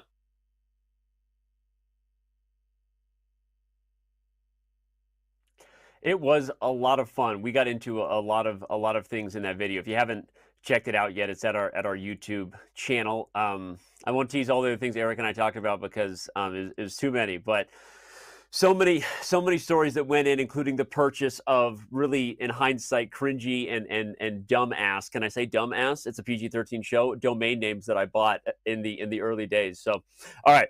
Well, the community is no longer what it was then. It's 100 million members, and we have a new person joining the company who's going to be our head of community. Going to be facing some different problems than we did when we were asking questions like, how do we go from 100 users to 10,000? More like, how do you manage a nation of 100 million people? But with us now is International Master Casa Corley, who will be joining chess.com on January 1st as our new head of community. Casa, super excited to have you, and how pumped are you about stepping into these shoes? Thanks, Danny. It's a really exciting time in the chess world, right? I mean, we have just a really great opportunity here to really grow the game and ultimately kind of transform the vision for chess fans all around the world. So I'm really thrilled to be a part of it. I'm excited about meeting people where they're at. I think there's so many different types of chess fans. There have been so many new entrants into this arena in a very short period of time, and we're just looking to keeping that going in a really incredible way. So I'm really excited about it. Are you overwhelmed by it? I mean, I said it's a different kind of role than stepping into something that is we're still young, scrappy, hungry, but there's a lot going on, right? What do you feel like you have on your list as far as stepping in as someone who's going to continue to work with all the amazing things we already have going, and what are some things you'd like to kind of highlight about that? Yeah. So first of all, I think that there are really awesome community activations that ultimately we have the potential to really meet people where they're at. One of them I actually want to highlight is something we're going that people should be aware of, which is our classroom feature, and we're actually going to kind of amplify that and give that a little bit more love, because I think a lot of people don't know enough about it yet. And we're going to have a monthly kind of rollout. We're going to call it Casa's Classroom, where we essentially have really teachable content, where we engage the community, where we, we really get things going in a way that's really exciting for people. Then there are other mediums as well besides the. There are other mediums where we can engage with people. We do have a very growing Discord channel that has really has a lot of potential, and we can actually set up these like fireside chat kind of thematics that we really hope will just bring a lot of people into the tent, essentially. And if you don't know already, you can actually link your chess.com account to Discord, which I don't think many people are aware, but it's kind of an exciting thing. So you're aware of the things that are actually happening. I learned it. I learned it recently. Okay. I've got my Twitch account link, but I didn't know we could link the Discord, so shame on me. Okay, awesome. Well, let me ask you a hard-hitting one then, because you mentioned, okay, exciting time for chess. We're going to be doing all kinds of things, and yeah, I think you said it well, meeting different chess fans at the level they're at, and it's not just the level they're at, but the level of engagement they're at, right? Because there's different types of chess fans, those who watch shows, those who want to casually watch games only, those who only want to play, right? And I think I love how you said that, because that is our goal, is to give people an experience that's joyful for them. But what's not joyful is cheating. And I'm going to jump to like a topic that, you and I have conversed a lot about. We mentioned it in this video. We talked about the first time someone cheated on chess.com.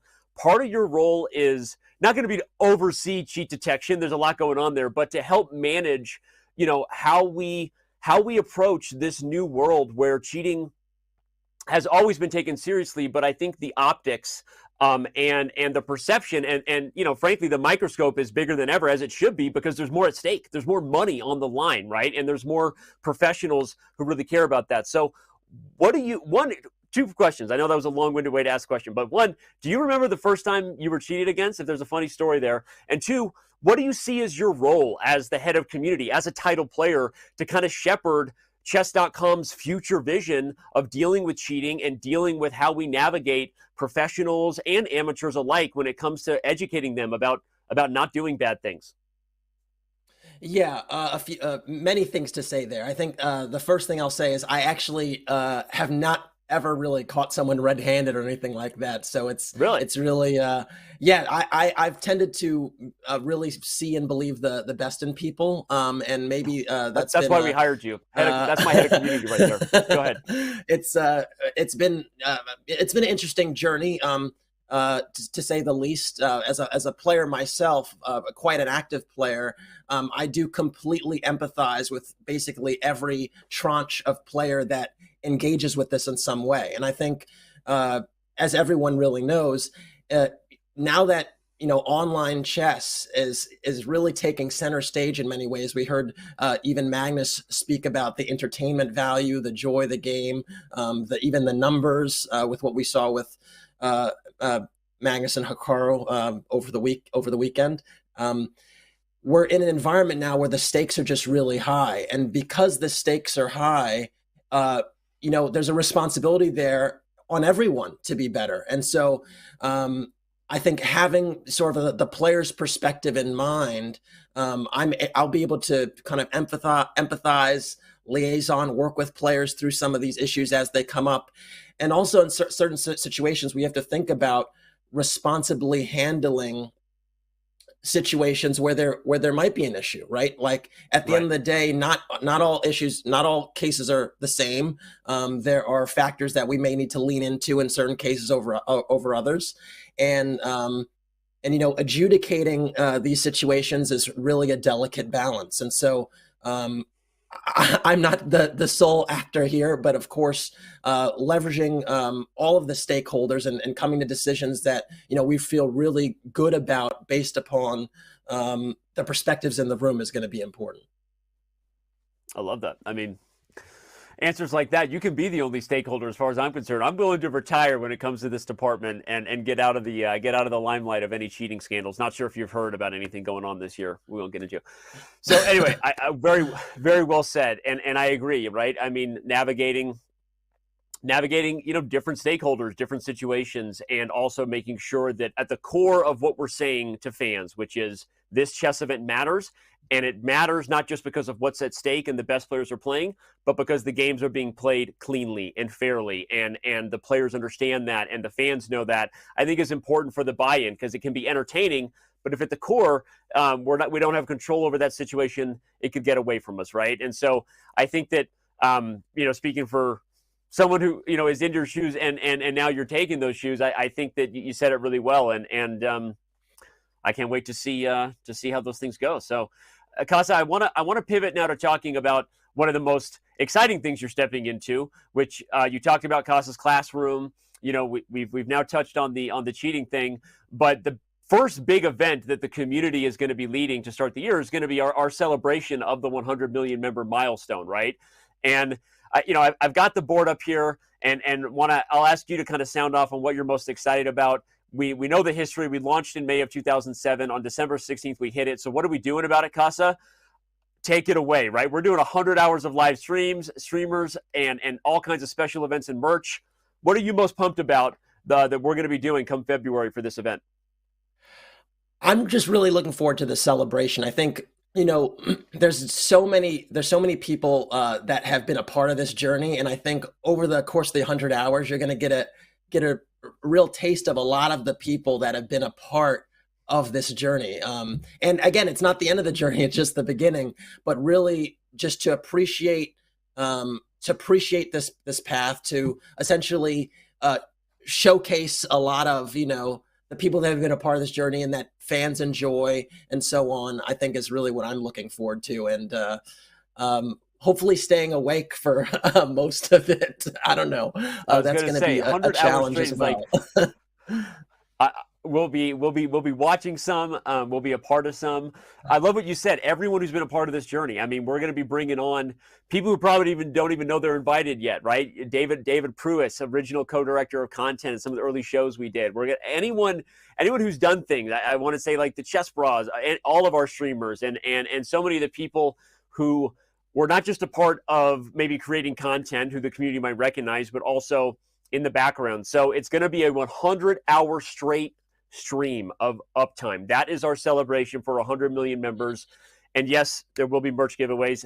I will also be bringing back some OG formats and shows that I've wanted to do for a long time, not just bullet brawls, but some other stuff. So for fans who might remember that, I'm gonna have a blast stepping in on that as well. Casa, what are we having you do during that? Because if I'm doing bullet brawls and doing some you got to step in too and do some stuff. So we got to have you take some of the hours of that 100 hours down.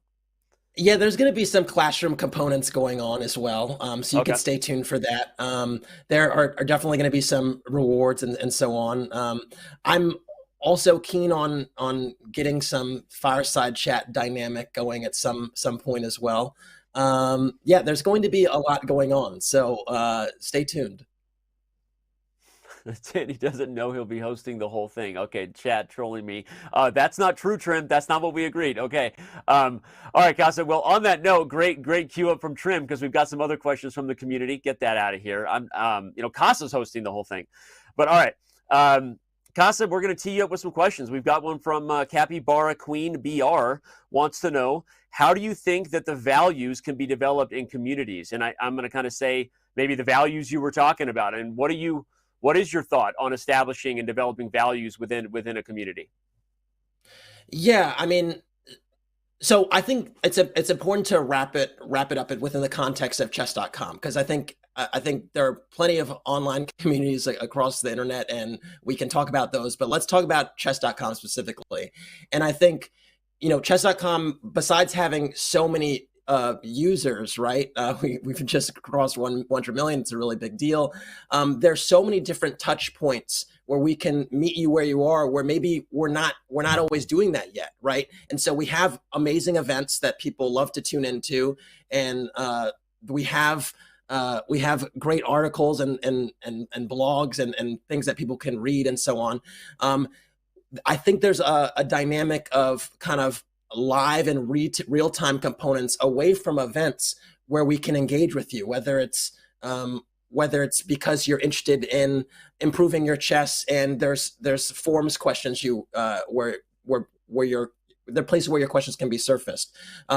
Whether there are, again, I'm going to sound like a broken record, but I really am keen on this fireside chat dynamic that I think we can get, whether it's in Discord, whether it's in the Classroom dynamic. I think a community that's at its best is going to have any level of player really well engaged. And I think even through the course of this show, and we had Chessable folks on earlier that are now with really chess.com folks. You see that there are a lot of title players in the ecosystem, and of course they get a lot of shine, but there are a whole lot of other chess players as well. And we want you to feel like there's a place you can go to engage when there isn't necessarily a broadcast that you're tuning into. And so we're really working hard to make sure there's many different places where you can engage with people that are where you are. And that's kind of one of the things I'm going to be focused on quite a bit in 2023. I love that. And I'll even add a little bit of how do we establish, values. As Costa said, it starts with, we can't speak for the values of other communities, but what are chess.com's values, right? We want be kind, be helpful, and be relevant. Eric and I always say that, right? Because being kind is first and foremost. Think about what you're saying, and being helpful, meaning don't say things that aren't helpful to people or the conversation, like we talk about with chat in real time. And then being relevant, I think, is important too. And again, I'm kind of speaking broadly, but I think we have to establish what are the values we want of our community. So I would even also throw it back at Capybara. If there are values that you bring, Discord and these fireside chat moments that Costa's talking about are your chances to share them. And we want to make sure we continue to do that, because I think a healthy community has values that keep us guided and are sort of our map when it gets dark, right? Our lighthouse when the seas get rough. And I love that question, and we'll continue to work on that together. All right. And Noob Master wants to know what does. Yeah, go ahead. May I add one other thing to that as well, Danny? Please. So as someone that's been playing chess actively for over 20 years, essentially, so much of the chess work I've done over the course of my life has been basically toiling, and I've always joked around about it, toiling in silence, or working on my own and so on. And that really doesn't have to be the case anymore, right? Like, right. The internet and our chess communities have made it where that really doesn't have to be the case. There are people that are also working on chess, thinking about chess, and just having fun with it. There are places where you can share ideas, and I think now more than ever is the opportunity for that. So you don't have to have this dynamic, frankly, that I grew up with. So I'm really looking forward to that. I love that. Evolving. I love that. And it keeps people there even when times get tough too, because you're sharing it, right? It's easier to go through it when you're not going through it alone. So I love that. All right, let me. There was that last question we just had. I'll quickly answer it so we can move on to the next one. You can actually get an ad-free experience if you link your account on Twitch to chess.com. So we've got 8,000 plus viewers right now. If you go to chess.com and link your account and you're a subscriber on Twitch, you get an ad-free experience. So even if you're not a gold member, let alone platinum or diamond, being a subscriber on Twitch alone gets you an ad-free experience. So that's one thing. There are also future things coming, and we hope to kind of invest further in that integration to give more benefits. But already that's a reason to do it, especially if you're a subscriber to Twitch. So, all right. Carrots and Pizza. Is there a plan to match players with the same opening? We're getting into the Danny AMA section. Let me save that. Let me save that for later, because that's not a community question necessarily. I want to say, okay. Next one, Brandon Atterbury wants to ask Casa the verified program status. I don't even know if Casa knows that we tried the verified program this year, and we didn't really find the community took to it. But let me ask you a general question on that. What are your thoughts on that, Casa, about creating experiences where some of our users can choose to verify their identity in a way to maybe take part in tournaments or be a part of experiences that are that are perks, I guess, for kind of like putting a little more of like, hey, this really matters to me. I'm not just an anonymous person, kind of potentially acting in ways that that I wouldn't be accountable for. Yeah, so I was vaguely aware of the verified program, but not I mean, not having gone great in depth into it. But I think when we're talking about whether to have verified events or not, and whether there should be anonymity or not, I think it a lot of times depends on the type of events and the size of the communities, the size of the tournaments you're trying to have. I mean, so the short answer is it really depends. I think, in recent times, if I can just briefly, mention the Twitter stuff that's been going on, you can see how there are flaws in verification at times. We don't talk about Twitter, but no, I'm kidding. Go ahead. So I think there's a lot of nuance to it, and it really depends on the size of the communities you're working with and what type of people are operating within those communities. Like if you're in a situation where there's maybe a tournament or an event where there's a relatively discrete number of people, maybe verification has more value because everyone kind of maybe wants to know each other, and right. that can really be something that works. If it's something where they're like thousands of people or more than that, a lot of people really value their anonymity. So I think it depends on sort of the size and the type of thing you're trying to do. Yeah, I think that's a great answer, right? And I could add a lot more to it as well as a guy who was a big believer in creating the verified experience and kind of being told by our community that it wasn't that important to them. We didn't have a lot of people do it. I think it was about 10,000 total, which is great for the 10,000 who wanted to, and that's more than people viewing this show. I'll just share that number. But I think we thought it would be more embraced, and I think that there's something to revisit there maybe down the road, like Hasa said. Maybe it should be based on experience or the tournament specifically at the time, and not kind of an all-exclusive thing.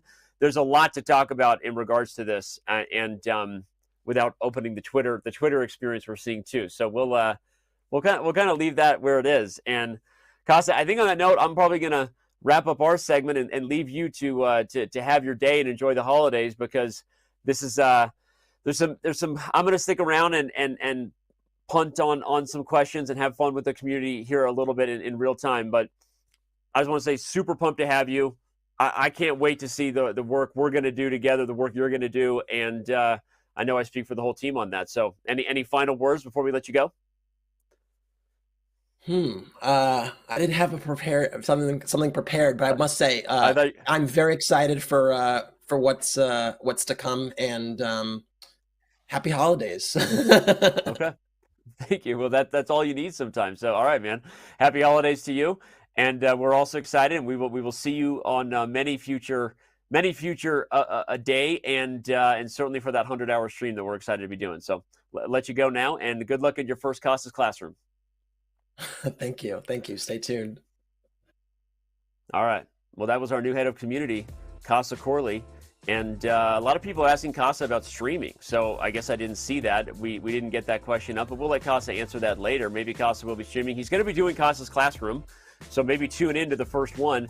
I'll say, knowing Casa for the years I have, he is a natural teacher and a natural communicator. And I think anyone who tunes in for the Casa's Classroom and kind of takes part in a fireside chat and asks questions, you're going to get some awesome responses. And he's a guy who's been coaching and teaching chess players of different levels for a long time, along with pursuing his own career. So as a player, I mean. And anyway, so I think if anyone wants to see more of Casa streaming and they let him know that, you might get your wish. And so go ahead and do it. To get your wish, community, I'm going to stick around now. It's time. Is it finally time? Do I get to just let my hair down, or maybe in some cases put my wig on and just be myself and answer direct questions from the community? I'm ready to do it. I'm even going to bring up chat in real time. I know we'll continue to feature chat, but I'm going to bring up chat in real time too, so I can answer there as well. Let's start with. I feel bad for carrots and pizza. First of all, who puts carrots on pizza? Right? I mean, what are you doing there?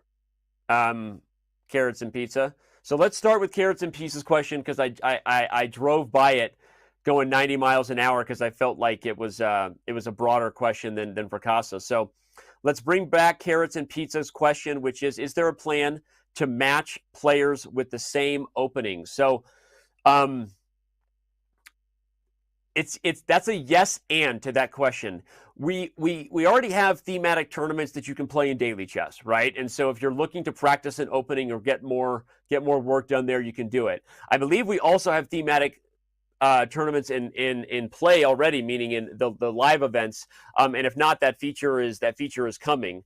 And we would never manipulate the back end of the pairing system to only pair you with someone with the same openings. I think that would be kind of weird and probably would end up having the reverse effect. But that is an interesting feature. If you could set your settings that you want to be paired against people who also want to play that opening, that's an interesting feature. Let's tag that to the first one. I'm going to ask Trim and our awesome moderator community to make a note of to feed to Eric. Now it's an Eric problem. See how I do that? I just sign off and say, Danny thinks a good idea. Give it to Eric. Throw it at Eric. And then Eric is the bad guy, whether we do it or not. I think that's interesting, Carrots and Pizza. Much more interesting than putting carrots on pizza.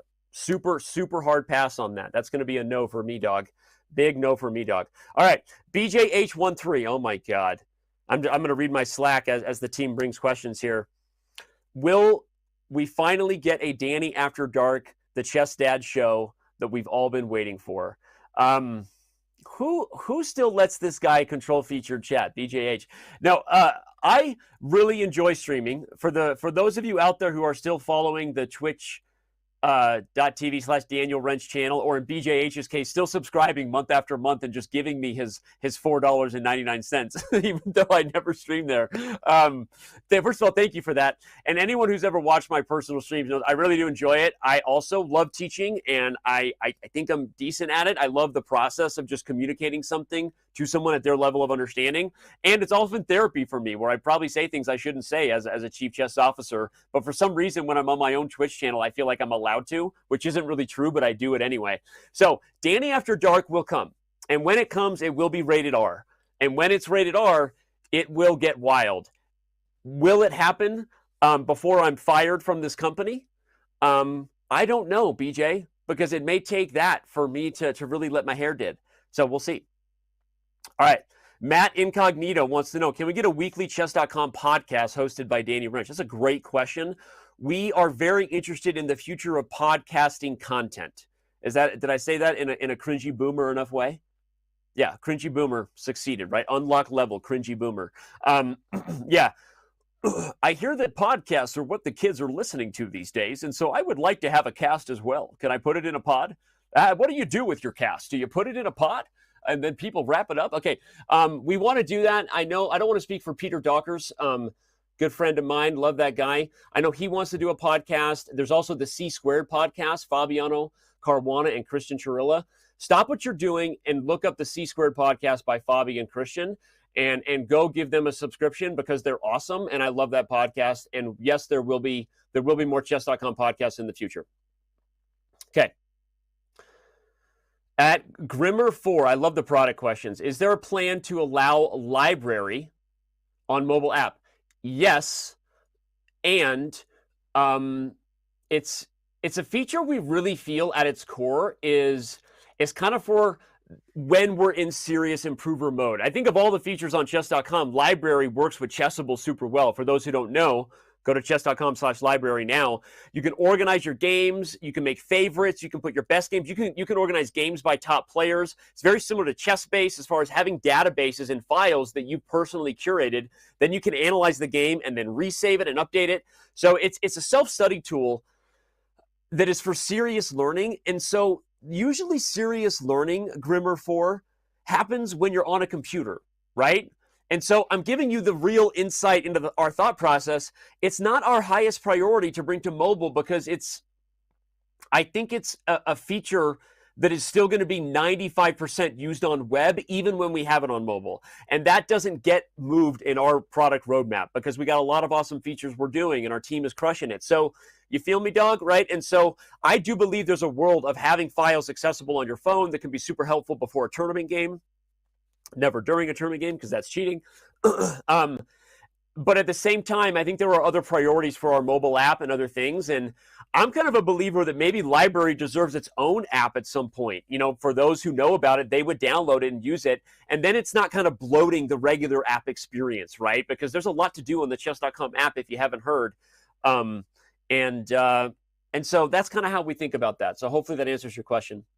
Pot Jam Night. Danny, are you going to do stats on cheaters, people banned? You mentioned how important it is, but every event has issues. So normally when we do State of Chess, we bring up our report where we say, like, this month we closed this many people for cheating, closed this many people for abuse, closed this many people for title players for cheating, right?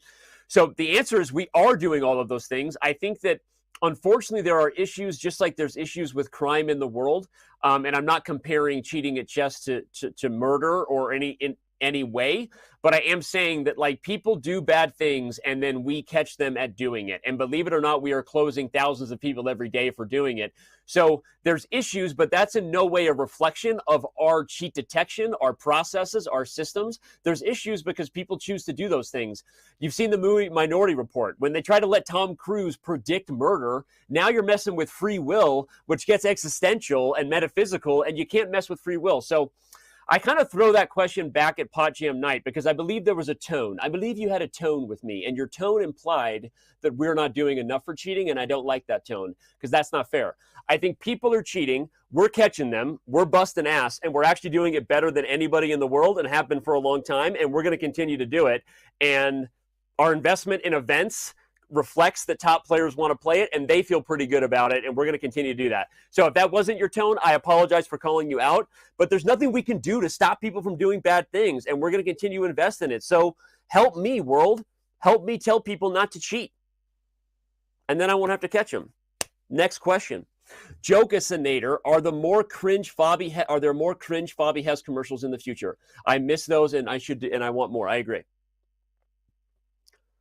There should be more cringe moments with Robert Hess and Fabiano Caruana, always. I just saw a question in real time from Boondock Striker that someone will bring later. We'll get to that question about whether there's going to be paid tournaments for under ratings, because I have a good answer for you. So we'll get to you, Boondock Striker.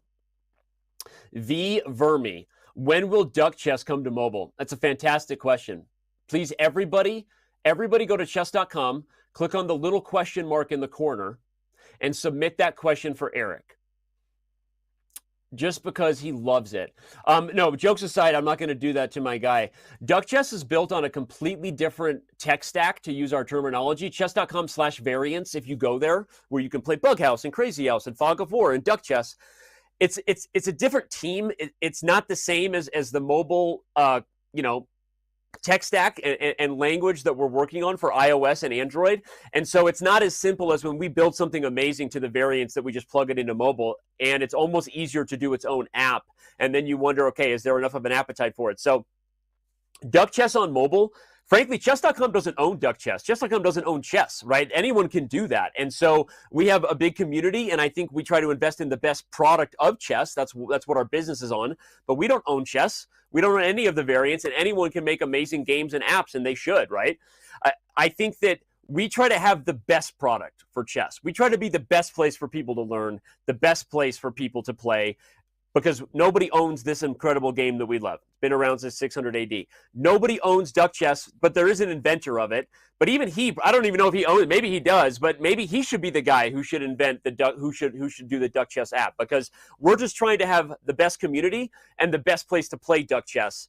But I don't know that we can possibly be the company who makes like every app for every type of chess variant. So maybe everyone email the guy who invented Duck Chess and ask him to make an app. Eric will be happy that I said that instead of him. You're welcome, Eric. Okay, 515 Rock Climber. Danny, is there any chance you'll be creating kids content either on chess.com or Chess Kid? Me personally? Oh man, I miss the days. Can you guys not tell that I have a little pent up energy when I get on these shows? You don't think I miss the days of just being a content creator? I'm trying to get canceled as a chief chess officer. If you haven't learned, I'm trying to get sued. I'm trying to get fired. This year, we crossed 100 million members. Yours truly's getting sued for 100 mil. I feel 100 years old. We're doing a 100-hour stream. So the sooner my life gets better and I'm doing content, the better for all of us. And I love doing kids content. I love teaching. I love doing videos. So answer your question, as soon as I can, I will do more content, and doing kids content will be on the top of that list. So anyway, there you go. Matt Incognito at Chess. Can we get ChessCom event in UK? Maybe. I don't know. Why not? Oh, wait, I skipped Boondock Striker. I want to answer this one. We have a ton of USCF online rated tournaments. Eduardo Carlos, if you haven't joined the club, we have Monday, Wednesday, Friday. Go join the club. So sorry, I skipped ahead. We're going to Boondock Striker. Here we go.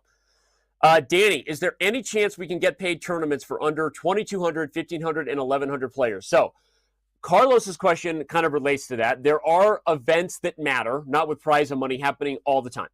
The USCF online rated ones is an active club, and you might want to join those. I would say that we're already doing tournaments with under prizes. You just have to stream Boondock Striker. Arena Kings is that event.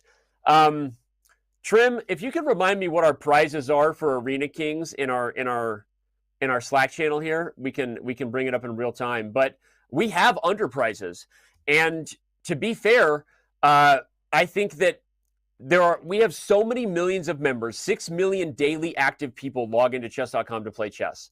And we already have a lot of cash prize tournaments for title players and streamers. Adding those along with the level of quantity that we would be staring down is kind of a daunting task because of one particular topic, which is cheating, right? And so what did we try to do? We tried to create the verified program because everyone always says they want what you're saying, Boondock. But then when push comes to shove, if we say that we're going to do money tournaments for verified users, which, by the way, we're doing. Okay, so we have money tournaments for verified users still going.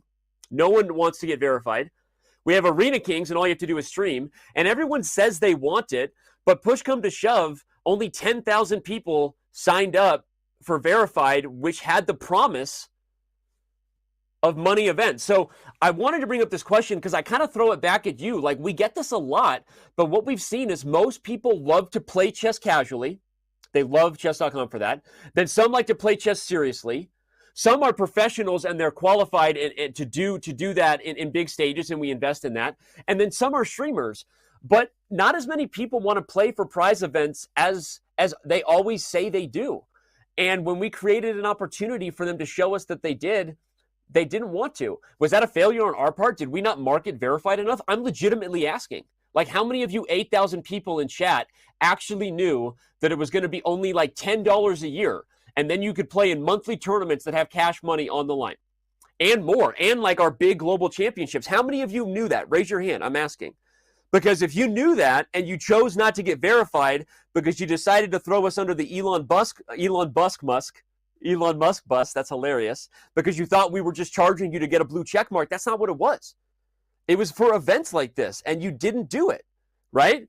So help me help you here, right? I think we will revisit it, but for now, Trim just threw up a great image which shows we have under 2,000, under 1,800, under 1,600, under 1,400, and under 1,200 prizes right now every bleeping Wednesday if you're a streamer. So Boondock, start streaming and you literally will get access to cash prizes. In the meantime, until we get a lot more people signing a petition that says 100,000 of you would revisit verified, I will bring back verified. If I can get 100,000 people to say you would pay for verified, and it's not just a blue check mark, we are not Elon Musk charging you for that. It actually had purposes with experiences and access to events with cash prizes. If you would actually do that, then we'll bring it back. But until then, I love you. Thanks for tuning in. That's all I got to say on that. Bullet Mercenary. When are you organizing the CrossFitting Championships? Now, that is legit. That is legit something that we want to do because Eric and I are obsessed with doing physical stuff with chess, but we don't want to get hit in the face. So we are going to do that. We actually are kind of organizing that semi in the works. If you want to actually send Eric an email, I can't give his email out live, but just send Eric a message on chess.com, username Eric. He reads them all the time. Not like me. I never read my messages. Don't even send me a message. I'm just going to ghost you. But Eric will get back to you. And let him know that that you're interested in that. Yeah, by the way, speaking of Arena Kings, anybody can become a community streamer. I know that some people are like, I'm not going to stream because they think it's Hikaru or bust. That's not the case. A lot of people stream Arena Kings and a lot of people stream every day and they enjoy it. And we are investing in that community all the time. And it's also a bit of a fair play mechanism. The fact that you stream, you put yourself on camera, you share your screen, you go through those rigmaroles, not to say that that's all we do for cheat detection, not even close. The algorithms do the heavy lifting. But that's what I throw back at Boondock Striker and everyone who wants it, is become a community streamer and get access to these prize events that we got right here in front of you, right? We've got the Arena Kings total prize fund right now. Can we bring that up? Let's show them. There you go. 400 Twitch subs given out every week. God, how do they let me spend so much money? When did Eric and Bryce fall asleep at the wheel? I am spending so much of our money. We're going to spend $3.5 million on prize events this year, and that doesn't include production or staff or team. Who gave me access to the checkbook? Because I'm giving away too much money. 400 subs seems unnecessary. I mean, I'm just being honest. Like, we probably could be giving away 100 subs a week, and we'd probably have the same amount of players streaming. I mean, I'm just being honest, right? Why are we giving 400 subs away? That seems like someone fell asleep at the wheel and let Danny get a little too frisky for his own good. I don't think things through. I went for the school for kids who don't think through things too good. So anyway, yeah, we're going to be giving away a ton of money, and I'm giving away more all the time. So awesome. That's like 400 subs, Trim. Who approved that? I approved that. I approved 400 subs a week. What is wrong with me? Jeez Louise. Okay. All right. Last question from Eman Chich. Danny, who got you into playing chess? It's not a question I'm going to answer at this time because it involves a life story that is rated R, and I may or may not be working on bringing that story to life through some form or medium of some kind. So I'm not going to tell you my whole life story about how I got into chess because there's more on that to come. But I will say that I've been playing chess since I was 10 and enjoyed every minute of it, and am more than grateful to be a part of this community and where I accidentally sit from time to time, helping to do amazing things for chess. And thank you for that question. But more on that story to come. You don't want the PG version anyway. You want the rated R version, and you're going to get it, Emanchich. All right.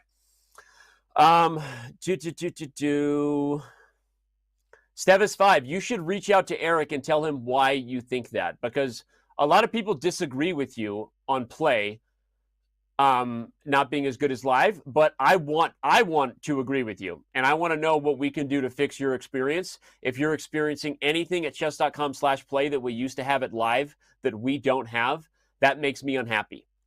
So Stevis5, send Eric, that's his username, ERIK, a message, and be specific, because he's the most in touch with product-minded, community-caring, focused CEO on the planet. I just said it. So that's who Eric is, and he will listen and get back to you. For those who don't know it, I challenge all other CEOs in the CEO gauntlet. I think Eric would also chessbox any other CEO in the world if they're into it. I'm just going to do everything I can to get him in trouble. Can we clip that? Eric just challenged every CEO in the world to chessboxing. 515 Rock Climber Danny, you're a top content creator, commentator, streamer, but you're also an IM. How do you balance all your other stuff? Sleep is overrated. Don't forget, I have 4 kids. And 4 kids is honestly, probably the dumbest thing I ever did. Did I just say that? Just kidding. No, it's actually, obviously, I love throwing my family under the bus because it's fun, but they are exhausting. I will say that. I have one that's going to be going off to college, and he will be missed soon. So Eric versus Elon, that is a chess boxing match that I would pay personal money to see. If we get a community crowdfunded like several $1 million, they'd probably need it, because I don't think Elon has as much money as he says, that guy.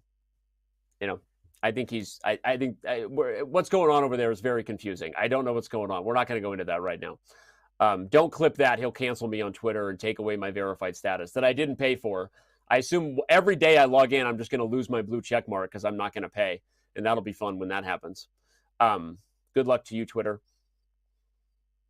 Will chess ever again see the brilliant commentary of Hammer and Wrench? That would be a couple of tools. A couple of tools hanging out, wouldn't it? Hammer and Wrench. All right.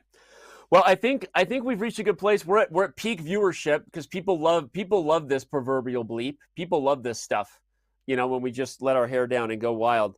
But unless someone asks a great question, I think we're going to get close to wrapping it up here because my production team has worked incredibly hard recently, and long hours and days, and up ahead they've got so much.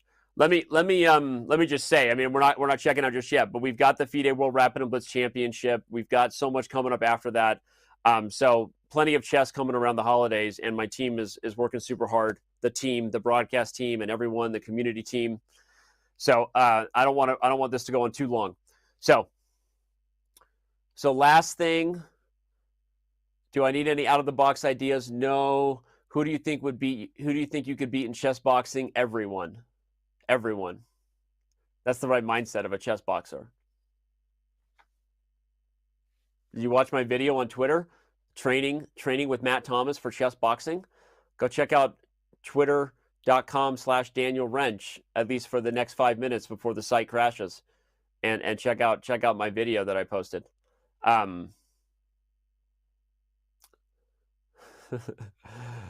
I'm not throwing everyone under the bus. If you don't know my sense of humor at ATI3714, you haven't watched enough shows. I actually am just having fun, and it's all jokes and good fun.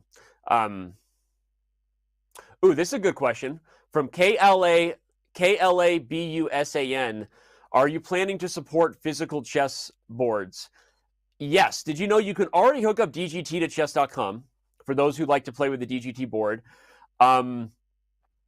We know it's a wave of the future. Playing online, but with a feel of a chessboard is something people like. We're going to continue to work on it. Some of that tech is trickier than you think, just because everyone kind of has their own proprietary thing they're doing. And so that means we have to do it a dozen different ways for DGT and the Millennium board and the Square Off board. And now you've got, the Chess Up board that was on Shark Tank recently. Congratulations to the Chess Up guys, right? So there's a lot of stuff to that, but we believe in it, and so we will do our best to do it for you. Royal Fork 66 asked 17 questions in a row, and I ignored them. I don't know what the questions were, but I wasn't following chat in real time yet. You might have been asking troll-less questions, so maybe that's a you problem, but now that I'm paying attention to real chat, this is your chance. Danny is being extremely accessible like this, and answering hard questions is crazy, but also extremely awesome. Shout out to the entire chess.com community, mods, behind the scenes, people, hosts, much love. Thank you. Beals Dub Chess. I appreciate that comment, and I appreciate your appreciation for it because it matters a lot. And we respect the call, to action. Our job is to innovate, grow the game, and to be transparent and to be a beacon for the chess community. We are not perfect, and we receive a lot of criticism about how we do those things, and we get that. But this show is a big part of being transparent, showing you what we stand for, diving into tough stuff, and reminding you that our job as the industry leader is going to be continue to do two things at our core: innovate product and grow the game. That is the responsibility of every industry leader in every industry, as far as I'm concerned. Grow the market and innovate. Don't rest on your laurels, and that's what chess.com is trying to do. So Beelzy Dub Chess, I appreciate that comment. I believe that is what our company is doing. And I appreciate the criticism that has come for many, many years on all the ways that we can and should and could do it better. And I hope we continue to rise to the occasion. So thank you for that comment, and we will continue to do our job as best we can. So I drive a Ford Explorer that I really don't like. YV and GW. I actually hate it. And it's not against Ford. I actually have driven Ford cars a lot, so Ford, don't take that the wrong way. I don't like this particular car. That is what I drive. A Ford Explorer. My wife drives a Toyota Sienna minivan.